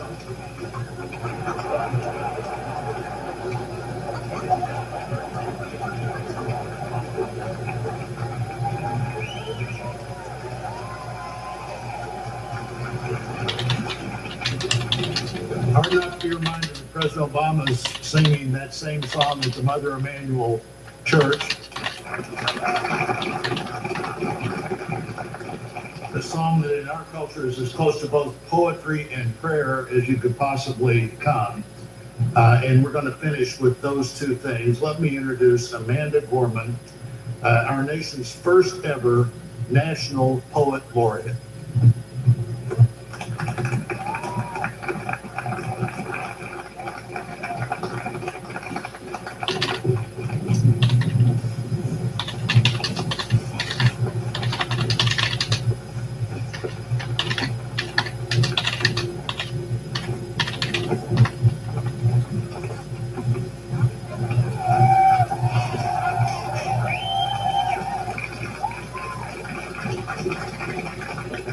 Mr. President, Dr. Biden, Madam Vice President, Mr. Emhoff, Americans, and the world.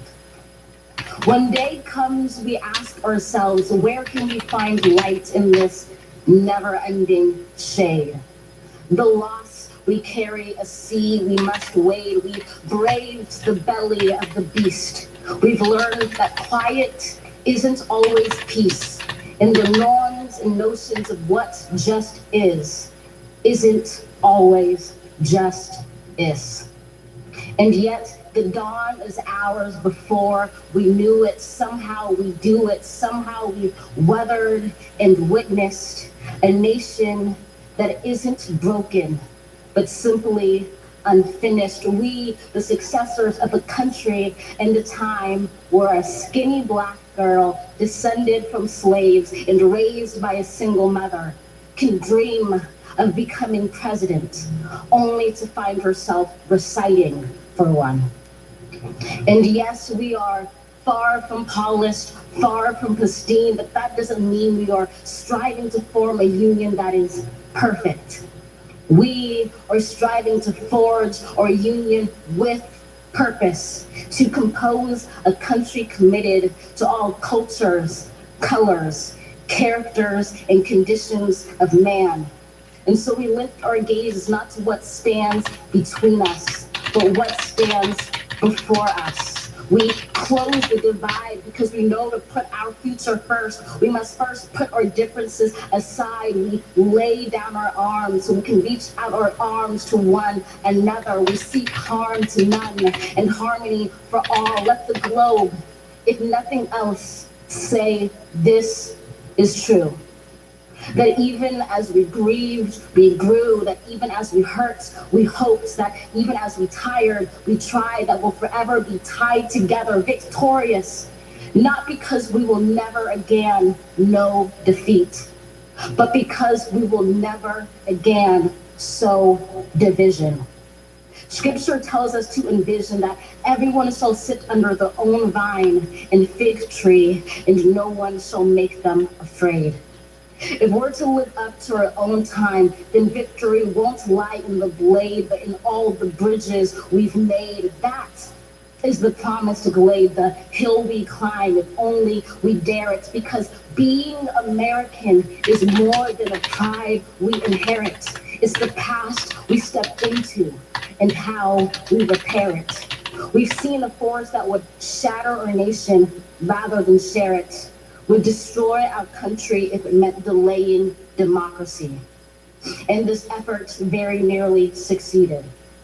But while democracy can be periodically delayed, it can never be permanently defeated.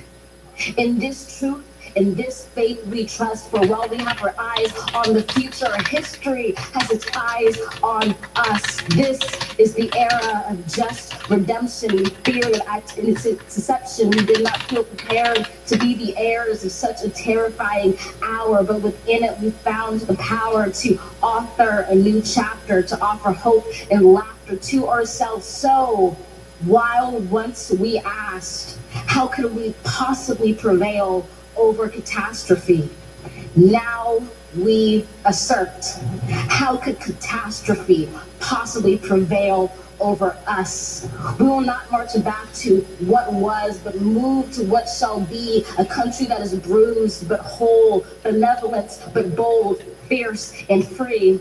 We will not be turned around or interrupted by intimidation, because we know our inaction and inertia will be the inheritance of the next generation. Our blunders become their burdens. But one thing is certain: if we merge mercy with might and might with right, then love becomes our legacy and change our children's birthright. So let us leave behind a country better than the one we were left with. Every breath from our bronze-pounded chest, we will raise this wounded world into a wondrous one. We will rise from the gold-limned hills of the west. We will rise from the wind-swept northeast, where our forefathers first realized revolution. We will rise from the lake-rimmed cities of the Midwestern states. We will rise from the sun-baked south. We will rebuild, reconcile, and recover in every known nook of our nation, in every corner called our country. Our people, diverse and beautiful, will emerge battered and beautiful. When day comes, we step out of the shade of flame and unafraid. The new dawn blooms as we free it. For there is always light, if only we're brave enough to see it, if only we're brave enough to be it.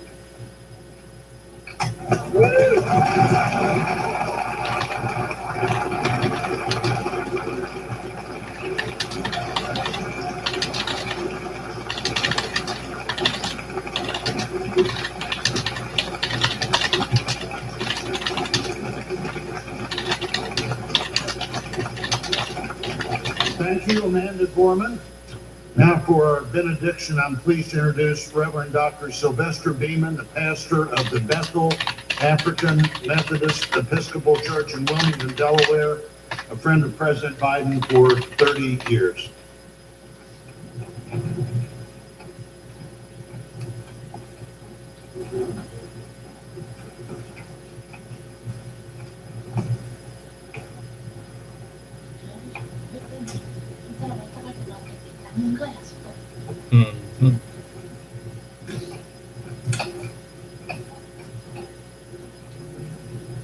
As a nation and people of faith gathered in this historical moment, let us unite in prayer. God, we gather under the beauty of your holiness and the holiness of your beauty. We seek your face, your smile, your warm embrace. We petition you once more in this celebration. We pray for divine favor upon our President, Joseph R. Biden, and our First Lady, Dr. Jill Biden, and their family. We further ask that you would extend the same favor upon our Vice President, Kamala D. Harris, and our Second Gentleman, Doug Emhoff, and their family. More than ever, they and our nation need you. We need you, for in you we discover our common humanity. In our common humanity, we will seek out the wounded and bind their wounds. We will seek healing for those who are sick and diseased. We will mourn our dead. We will befriend the lonely, the least, and the left out. We will share our abundance with those who are hungry. We will do justly to the oppressed, acknowledge sin, and seek forgiveness, thus grasping reconciliation. In discovering our humanity, we will seek the good in and for all our neighbors. We will love the unlovable, remove the stigma of the so-called untouchables. We will care for our most vulnerable, our children, the elderly, emotionally challenged, and the poor. We will seek rehabilitation beyond correction. We'll extend opportunity to those locked out of opportunity. We will make friends of our enemies. We will make friends of our enemies. People, your people, shall no longer raise up weapons against one another. We will rather use our resources for the national good and become a beacon of life and goodwill to the world. And neither shall we learn hatred anymore. We will lie down in peace, not make our neighbors afraid. In you, oh God, we discover our humanity. In our humanity, we discover our commonness. Beyond the difference of color, creed, origin, political party, ideology, geography, and personal preferences. We'll become greater stewards of your environment, preserving the land, reaping from it a sustainable harvest, and securing its wonder and miracle-giving power for generations to come. This is our benediction, that from these hallowed grounds, where slaves labored to build this shrine and citadel to liberty and democracy, let us all acknowledge, from the indigenous Native American to those who recently received their citizenship, from the African American to those whose foreparents came from Europe and every corner of the globe, from the wealthy to those struggling to make it, from every human being regardless of their choices, that this is our country. As such, teach us, oh God. As such, teach us, oh God, to live in it, love in it, be healed in it, and reconcile to one another in it, lest we miss kingdom's goal. To your glory, majesty, dominion, and power forever. Hallelujah. Glory, hallelujah. In the strong name of our collective faith. Amen. Please remain standing as the Armed Forces Color Guard retires our national colors.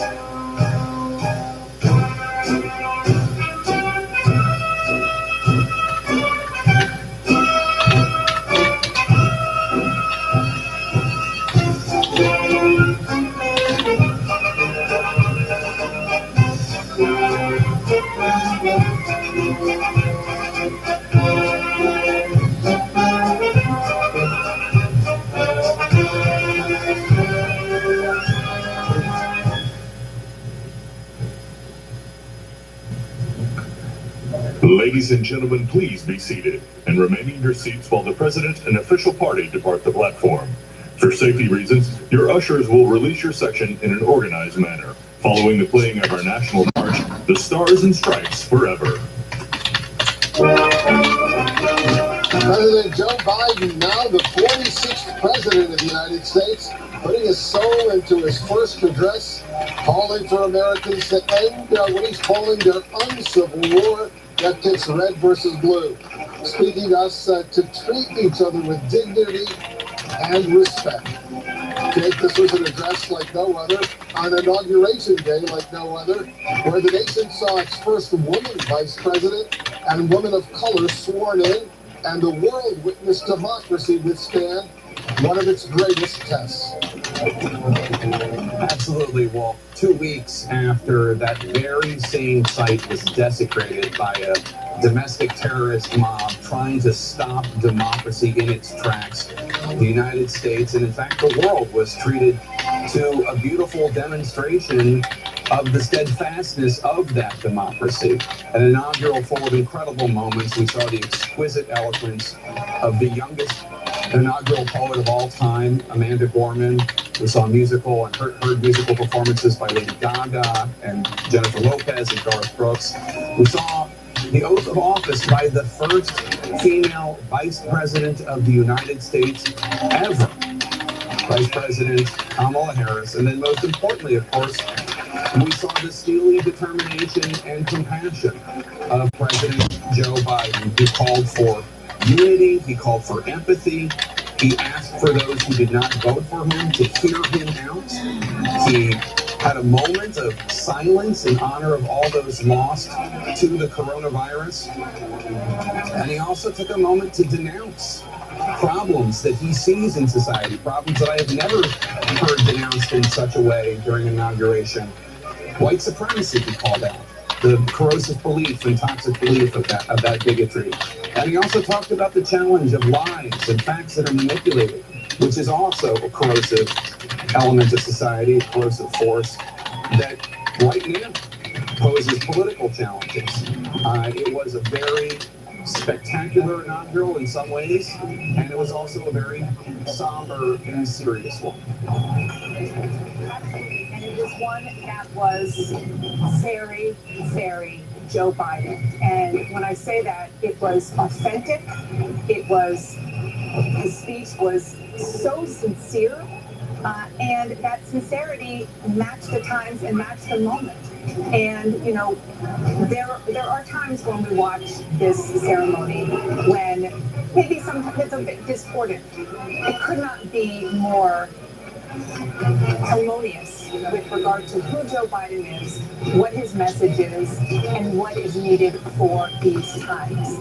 Obviously, that's a big reason why he's there, but he touched on historical moments, talking about Abraham Lincoln, of course, referring to the last time the country was as divided as it is now, saying that when he signed the Emancipation Proclamation, he said, "My whole soul is in it." And Joe Biden said, "My whole soul is in this. I want to bring America together." More important than that, as we watched the now president and first lady walk through the Capitol, even more important than that, he issued a challenge. He can't do this by himself. He issued a challenge to Americans who voted for him, who didn't vote for him. A call for action, and that action is to reach across the aisle, to reach out to your neighbor, to be a part of the unity that he's calling for. And this is something that, thank you, we have been craving. It was not an ideological wish list. It was not a partisan speech. It was an invitation, not just to reach across the aisle, but to get back on track. It was an invitation to decency, to civility. It was about the core foundation of democracy and not so much about politics, really.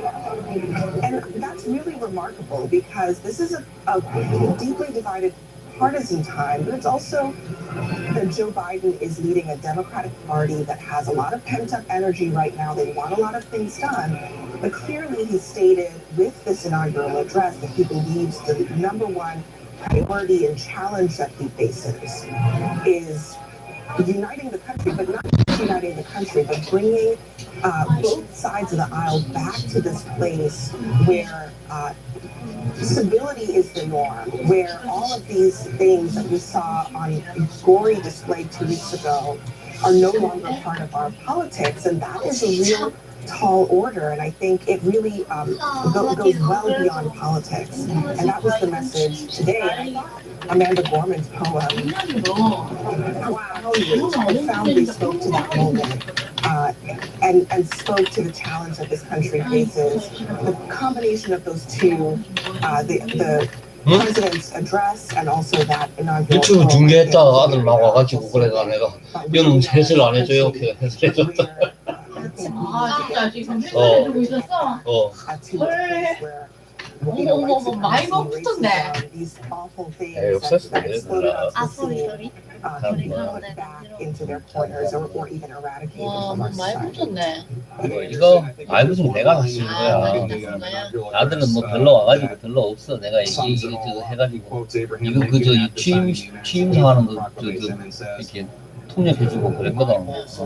That's what Lincoln said. Today on this Labor Day, my whole soul is in this. Bringing America together. 뭐 야들 볼 때는 주식이 관심이 많은가 봐. 그래갖고 뭐 주식 좀뭐 야, 저 멍청이들 고급 고급 통역 만났네. 야, 지들은 모르겠지. 뭐 그런 것이라고도 할 수 있겠고, 허허허. 저거마다 한국어 알려고 있었겠지. 얼마나 고급인지 모르고. Joe Biden's life has been about the recognition that things are fragile, things we care about, the people we care about, the lives that matter to us in our families and in this country. And he said, history, faith, and reason will show the way. You know, those have been the guiding lights for him in his life. And to think that we have to announce the importance of reason today is a reminder of just how fragile that is in our society. And then he also, of course, laid this challenge before us, I think, as Dana said, not only to say, hear me out, give me a chance, but also to all of us when he said, don't tell me things can't change. And that gets to that basic fundamental optimism that he has, where he says, look, this was a frank speech about the problems facing us.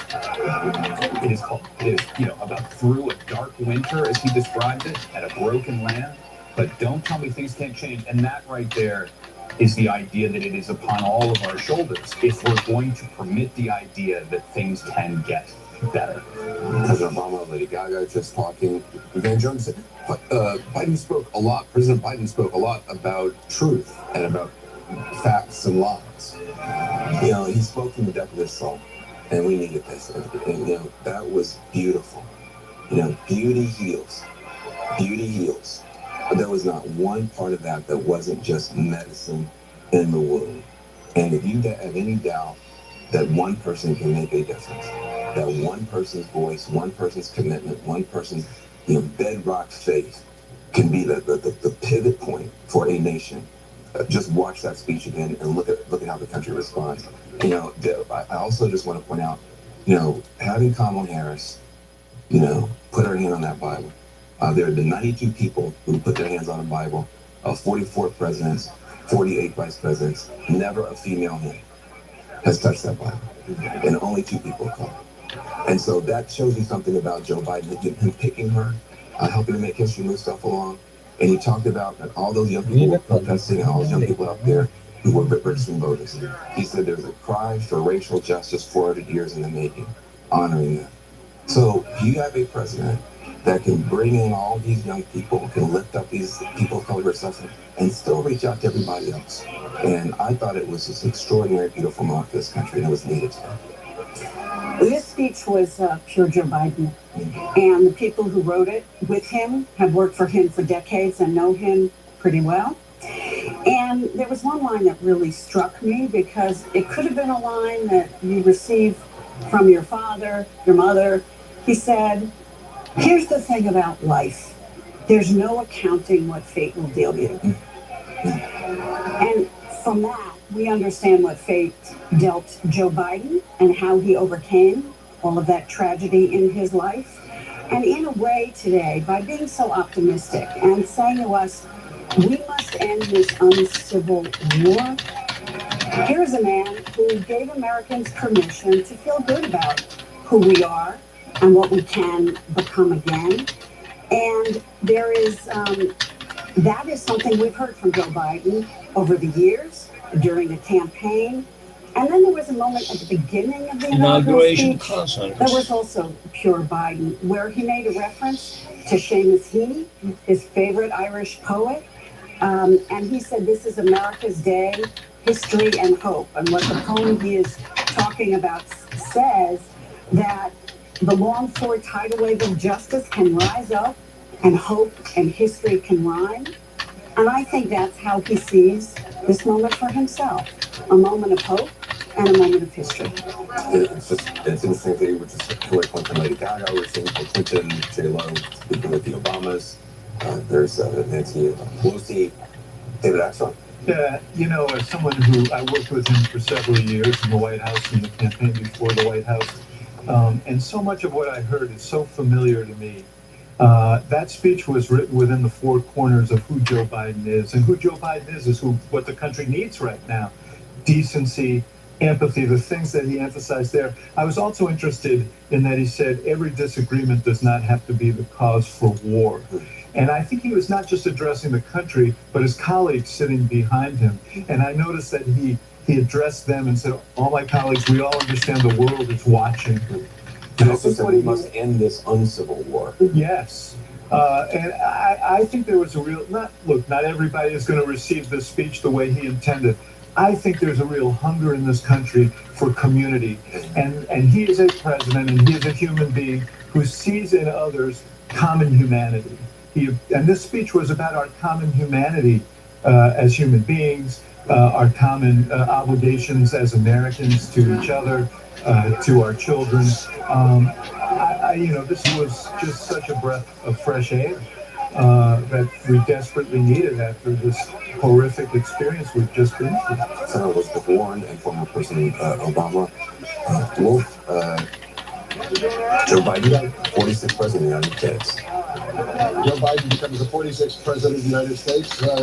Donald Trump is now the former President of the United States. He's a private citizen. We're watching what's about to unfold. We're going to see the departure for the Vice President, Mike Pence, and Karen Pence, his wife, and the new Vice President of the United States, Kamala Harris, and her husband, Doug Emhoff. They're going to escort the now former Vice President to his limousine that's waiting below, and he'll be leaving this area. You know, John, what we heard from the Vice President was so powerful in the sense that he kept saying things along the line: stop the shouting, lower the temperature, unity is the path forward. Can he sustain it, Wolf? That's a giant challenge with the country so divided, with the Congress so evenly divided. But what a powerful beginning. I think powerful is a great word that you use there. And these images are powerful. Mike Pence, now the former Vice President, being escorted out by the new and historic Vice President. Let's just watch this play out.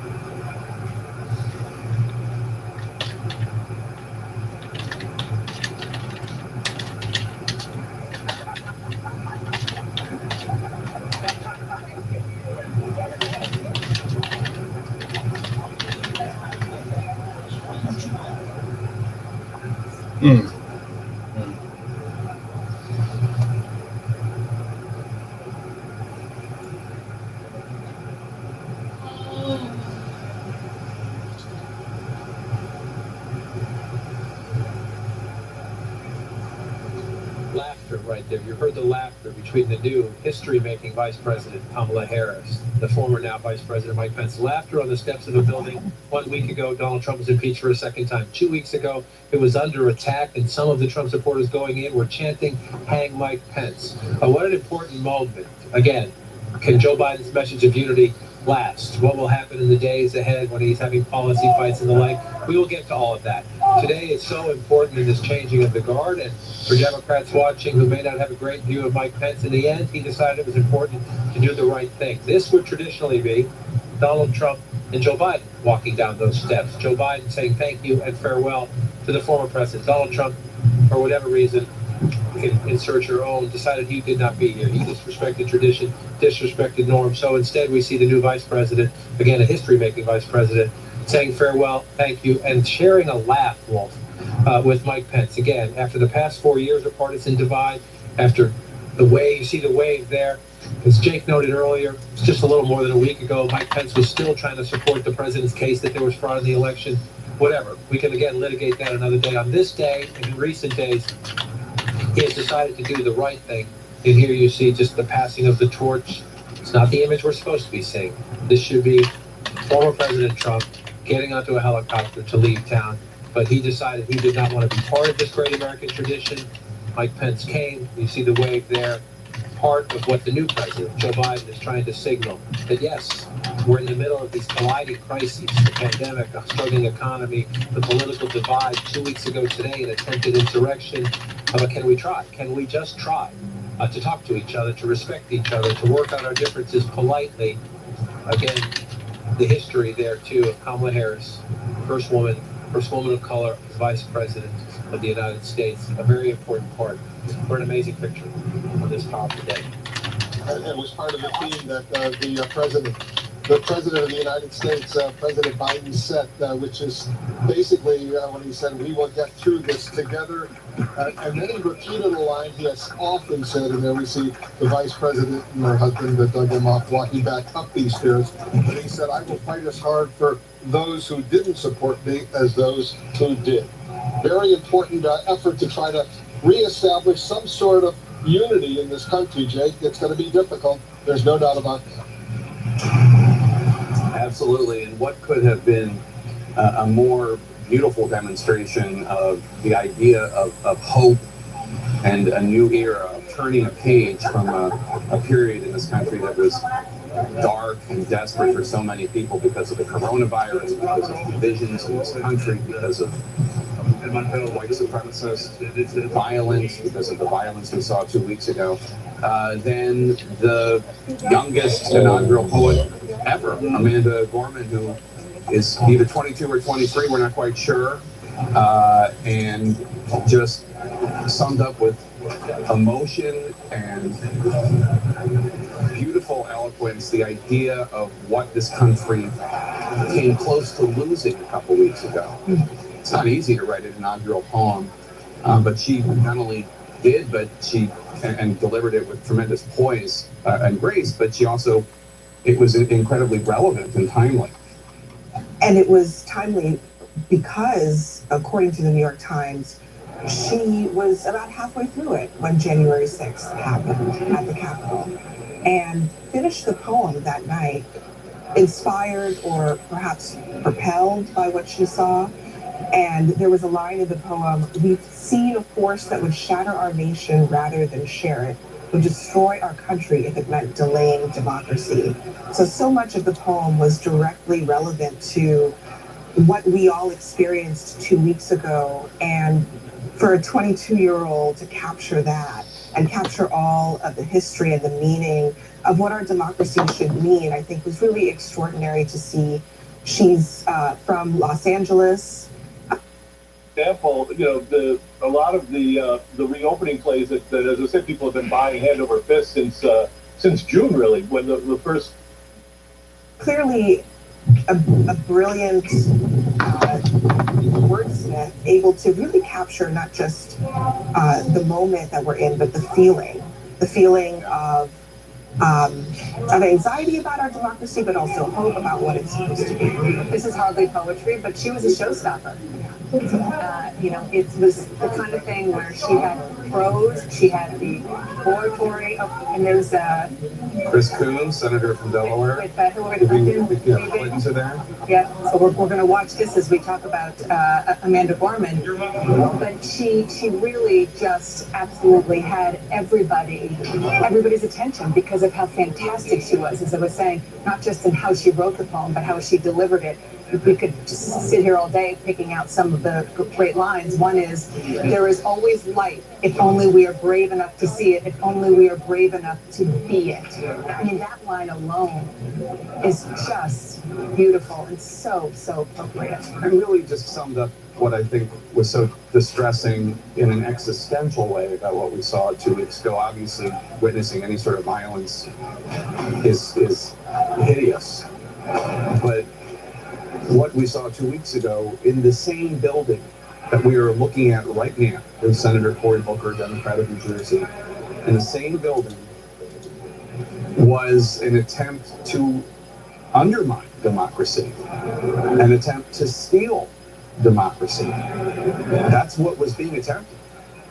The domestic terrorists, the MAGA terrorists, were trying to stop the constitutional counting and certification of votes so that Donald Trump would stay as president even though he had lost the election. And her summary of that, her eloquence describing that at an event that celebrated actually the continued strength of that democracy was just beautiful. Today is also about, as several of the speakers today have mentioned, the fragility of it all. Yeah. You know, it's as Joe Biden said in his speech, democracy is precious, democracy is fragile, and at this hour, my friends, democracy has prevailed.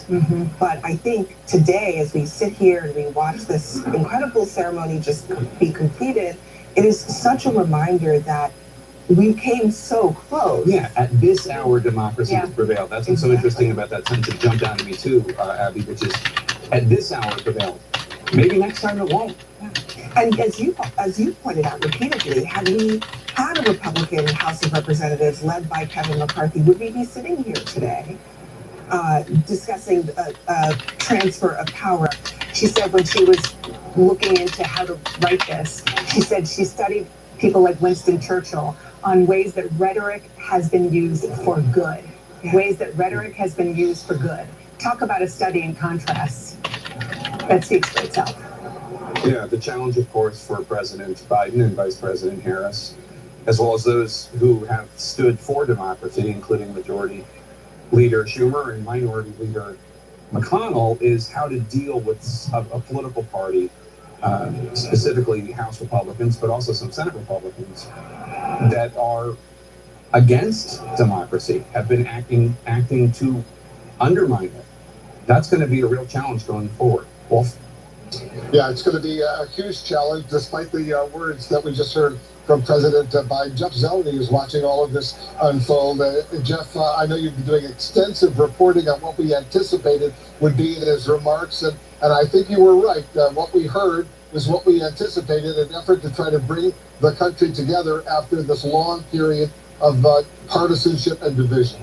Well, it is exactly what Joe Biden has been talking about since the very moment he got into this race. But no one could have imagined the moment this would be today. But I am told that since Election Day on November 3rd, since he became, the absolute victor on November 7th, the speech has grown in one respect. He always wanted to talk about unity. That was a central theme, of course, in his victory speech back in Wilmington, Delaware, on the night of Saturday night, November 7th. But what has changed is truth.